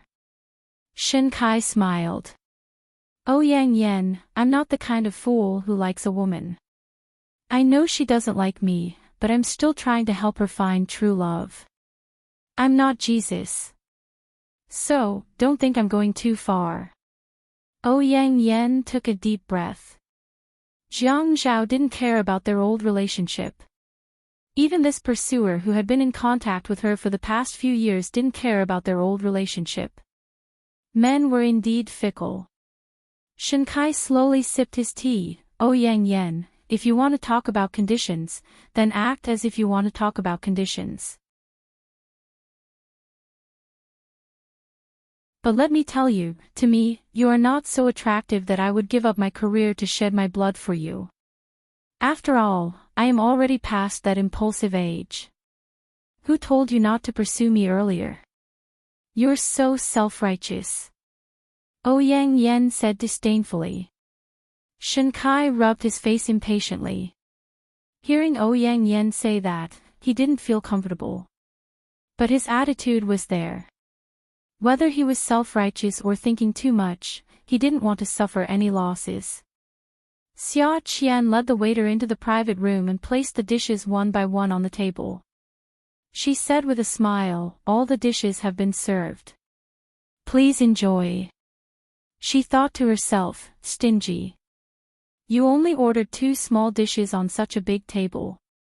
You 2 stingy people will stuff themselves to death. Shen Kai took a thick Korean steel spoon and scooped up a spoonful of egg fried rice. Your service here is pretty good. I'm not dissatisfied with the egg fried rice. Xia Qian served the dishes. She crossed her hands on her stomach and stood in a standard posture. Mr. Shen, what are you saying? The customer is God. You can't measure the customer's status by the dishes they order. She thought to herself, it's bad enough that you ordered such lousy dishes, but you still said such immoral words. Do you know how hurtful your words are? Stingy.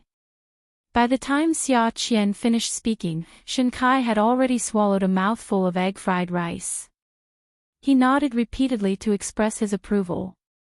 That's good. In the future, I'll come here at noon to order egg fried rice, shredded kelp, or tomato and egg soup for my work meal. These dishes are very affordable here. Xia Qian still maintained her smile. Every returning customer is our Ocean Moon restaurant's honor. What's more, a regular customer like Mr. Shen even ordered a lunch here. Ocean Moon restaurant is very surprised. Shen Kai put down his spoon. He didn't look at Ouyang Yen, who couldn't eat a single mouthful of rice.